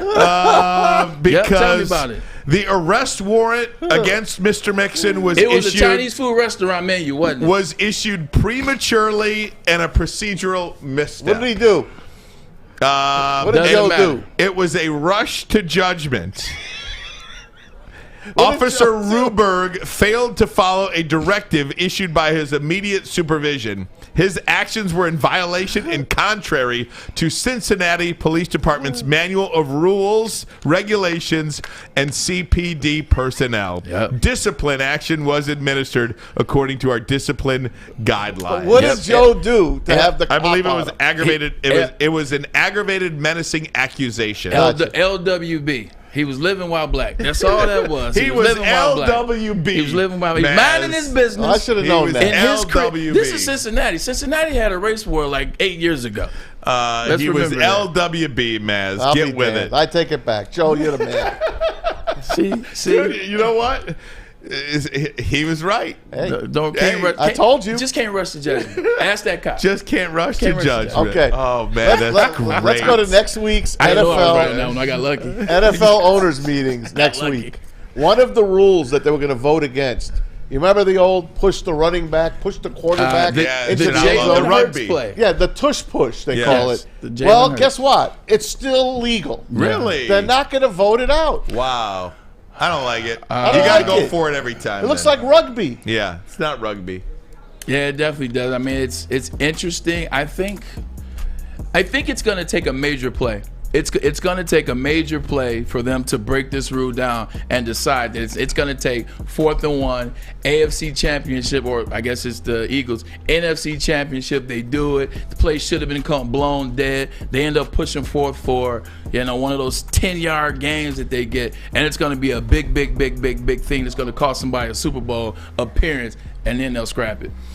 I got another one. You got time? Can we save it after the break? Let me tell you about that's Lady why I asked you Jane's about and all that. the great things here at Lady Jane's Haircuts for Men. Come to Lady Jane's for an award-winning haircut experience and register for a once-in-a-lifetime opportunity to win a down payment for your dream home up to $200,000. Over 100 locations nationwide, many of which here in the Metro Detroit area. Look for one online. Lady Jane's open 7 days a week. You can walk in anytime. It's wicked awesome. Wicked awesome. Saturdays at 1 p.m. Make sure you're watching WoodwardSports.com for our new show, Chompin' Puck. He shoots. He scores! With four-time Stanley Cup champion Darren McCarty and Michael Gentry, Chompin' Puck is taking the Detroit hockey community and giving them a voice. Pros to Joes. You'll get the best Detroit hockey coverage around. Chompin' Puck. Saturdays 1 p.m. on WoodwardSports.com. I'm Dr. Jason Olafson, DC, the founder of the Custom Health Centers, and we've helped thousands of people learn how easy it is to lose weight and keep it off with our customized weight loss and body contouring programs. With Custom Health, you don't feel hungry, you eat well. My name is Simeon Timbuk, and I lost 71 pounds on the program. Call us at 844-789-THIN or visit CustomHealthCenters.com for a free consultation and get started for as little as $5 a day. We aren't quite sure if they consume more beer or sports. Either way, the heavyweights are here. Live on Woodward Sports, daily 5 to 7 p.m.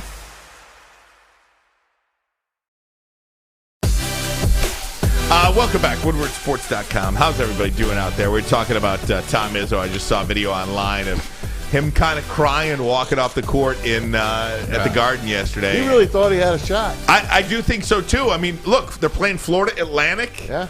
They had an easy road. I don't want to say easy road because they beat last night, but they had a road that for how they played this year, the type of team they were this year, this was conducive to them sneaking a chance to win a national championship. And just always a great, much better experience to play the second game of a weekend as opposed to going home early. Either way, Tom Mazawey, you said you had another one. I do. Thursday night football, man, is going to get better this year. How? Because they're going to start flexing games this year. When? The last 3 weeks of the season. Yeah. The last 4 weeks. I hate that's too this. long, though. Yeah, I hate it. I feel but like this is a Thursday. That's a tough call because they have to give Right. the teams 13 days notice. It's that true, they're man, doing and this. I'm not poo-pooing on that. I'm just saying, like, most people, how I guess Sundays and Thursdays were conscripted last year, man. Like, they sucked for the better part of the beginning of September all the way through December, and this essentially is the same thing, saying like they won't be able to flex the schedules until December. So I mean, it's good for that. But Is Al Michaels still doing it this year? Unfortunately. He is? Yeah. he got paid. Damn. It's terrible. You talking about the ghost of Al broadcasters Michaels? in Herb Street. Look, teams are teams. Yeah. It's Fowler and Herb Street. They work together. Yeah. If you're going to have Herb Street, just let Fowler do it. You know, it's all about rapport with people. It's hard. You just can't They put threw two him a guys crumb. together. They I threw just- Michaels I mean, a crumb. I just think the big thing is for me is there are some voices that are just for college, I and agree. there's some voices that are just for the NFL. John Madden, I love him to death. John Madden wouldn't have sounded right doing a USC and Same UCLA for Keith game. Jackson. Keith Jackson wouldn't have sounded. I mean, although Keith Jackson was the original Monday Night Football. Monday Night Football And he guy, would've but done- it- he but could it have did- done anything great. He could have done anything great, but it sounds better when I hear Whoa Nelly and I hear the cowbell. I'm looking at the Pasadena Mountains in the background. It's different when you He hear named certain, the big house. Yeah, 100%. He absolutely did, because it actually is just Michigan Stadium. While we're talking about announcers, It is the big Brian one. Anderson calls a Oh, he's beautiful phenomenal. game. He's phenomenal. He was the announcer last night on Michigan State. He calls a beautiful BA game. and Jimmy Jackson. Gorgeous game. Oh, I love Jimmy Excellent. Jackson. Jimmy Jackson is cool. Ohio State alum, because he's from Cleveland. He's a cool dude. Spent a lot of time kicking it with him down there He's in a Cleveland. pro. Excel. I He is. think he's a pro. He doesn't excite me one way or the other, but you know you're going to get him to call a solid game. Yeah. He's not very exciting. Talking about Jimmy he's- Jackson? Yeah, he's Yeah, not very agreed. exciting. Agreed. He's just like a pro's pro. I Brian feel like, Anderson yeah. does a mean baseball game, Yeah. too. Phenomenal. Hey, did you on baseball. did you see? Sorry, Maz, are you done or no? Did you have one more? Monday Night Football is flexed as well. Oh yeah, just yeah, so we you knew know. that. I wanted to say, Hey, did Maz, you done? Yeah, I'm Did done. you, well, I didn't want to step on you. Did you see Basically, Kevin shut up. Harlan? You know the video Oh, yeah. of Kevin Harlan Put the going arms like out. this. The video that came out of him calling. Held Stan Van Gundy back. Yes, him calling the last second shot in the first round. I forget who it was, who the upset Furman. was. Furman. But he was so disappointed that CBS and Turner put that call out on video. He's quoted as saying, "I wish they didn't do that. We get caught up in the moment. He doesn't want people to see him do that." He's phenomenal. Yeah. Van Gundy? No. Oh, Kevin Kevin Harlan. Harlan. Yeah. And, you know, there are other announcers out there that don't like the video calls. They don't want people to see them get all jacked up Right. for a call. I don't because- blame 'em. And I guess I love Well, look to at Dan see it. Miller. Yeah. Everyone loves seeing Dan I Miller. know. That's that goes crazy on And Twitter. what did Dan Miller tell us when he was on with us, too? He said, look, I've been doing Lions games for something like whatever it is, 20 years or whatever yeah. it is. He said, I walk in the locker rooms and the players wouldn't say much to me. Now, after seeing the video, they're all over me. Yeah. You know what I mean? Hey, great Yeah. call. Thanks. You know, great call this, great call that. Because these players are on social media. They want to see it. I think the big thing too is it's about level of biasness. I think that's what it goes down to, which shouldn't exist when you're doing your own home team. Dan Miller does the Detroit Lions; he's a home team guy. But when you're doing these national syndications, these national broadcasts, I think when you see guys get excited about a certain play, either way, then it seems like they are pulling a certain either way. Because I remember years ago, Mike Tirico famously known on that call, the infamous Michigan State call. A lot of Michigan State people were mad because it felt like he was cheering for Michigan the whole game. And that's a lot of times that's why announcers feel that way, is like they don't want to be seen as biased. Tirico seemed like a homer that game, but guess what? He is, and he didn't like the way that looked, so I understand. Well, look at Gus Johnson. Yeah, Tirico could have Gus said. Johnson does that for anybody. Tirico could have said, Braylon Edwards goes up and catches his third touchdown of the count game. Ooh. And they would have blamed him for being a homer. You know what I mean? This is true. So either way. Hey, keep it in basketball for a second. You got some games tonight. Sweet 16, San Diego State against Alabama. You got Houston against Miami. Princeton against Creighton. That's Braylon's game. And Xavier against Texas. I'm picking Princeton. Yeah, we like Why to. not? Wouldn't you love to see Princeton I would love it. and FAU in the Final Th- Four? This is the thing. This is the thing. If teams keep burning you, stop running from it. When FAU burns you in the first round, and then they burned you again in the second round, and then they burned you again in the third round, when teams are burning you, go for them. Princeton, you burned me twice. I'm betting on you tonight. Love everybody. Get us out of here. Love you guys. Big week. Yeah, look, man, we're tired, man. We've been putting in work, man. Talk about these Lions and the drafts and what are you going to do at 6 and 18 and 48. Look, ladies and gentlemen, we're tired. But guess what? When we come here on Monday, we're going to be locked and loaded, having a good time. Yo, have some fun. Yeah. Enjoy some games. John Wick 4 out today. John Wick 4 out. Oh my John God. Wick 4 out. So Go see John Wick. is out. Go see John Wick 4. We'll see you guys on Monday. I love Fletch, Keanu Reeves. JB, you guys have been kicking some ass Good this job, year. Really guys. appreciate Great you guys. job, JB. Uncle Matt's glad to see you feeling Good better. job. Ryan, glad to have my left arm back. Love you guys. See you Monday. Tuck coming. We're out. Can't get enough Woodward Sports content? Head over to woodwardsports.com right now for up-to-date sports articles and great entertainment news. We have the best writers, bloggers, and coverage all at your fingertips. Head to woodwardsports.com right now to experience all Woodward Sports has to offer.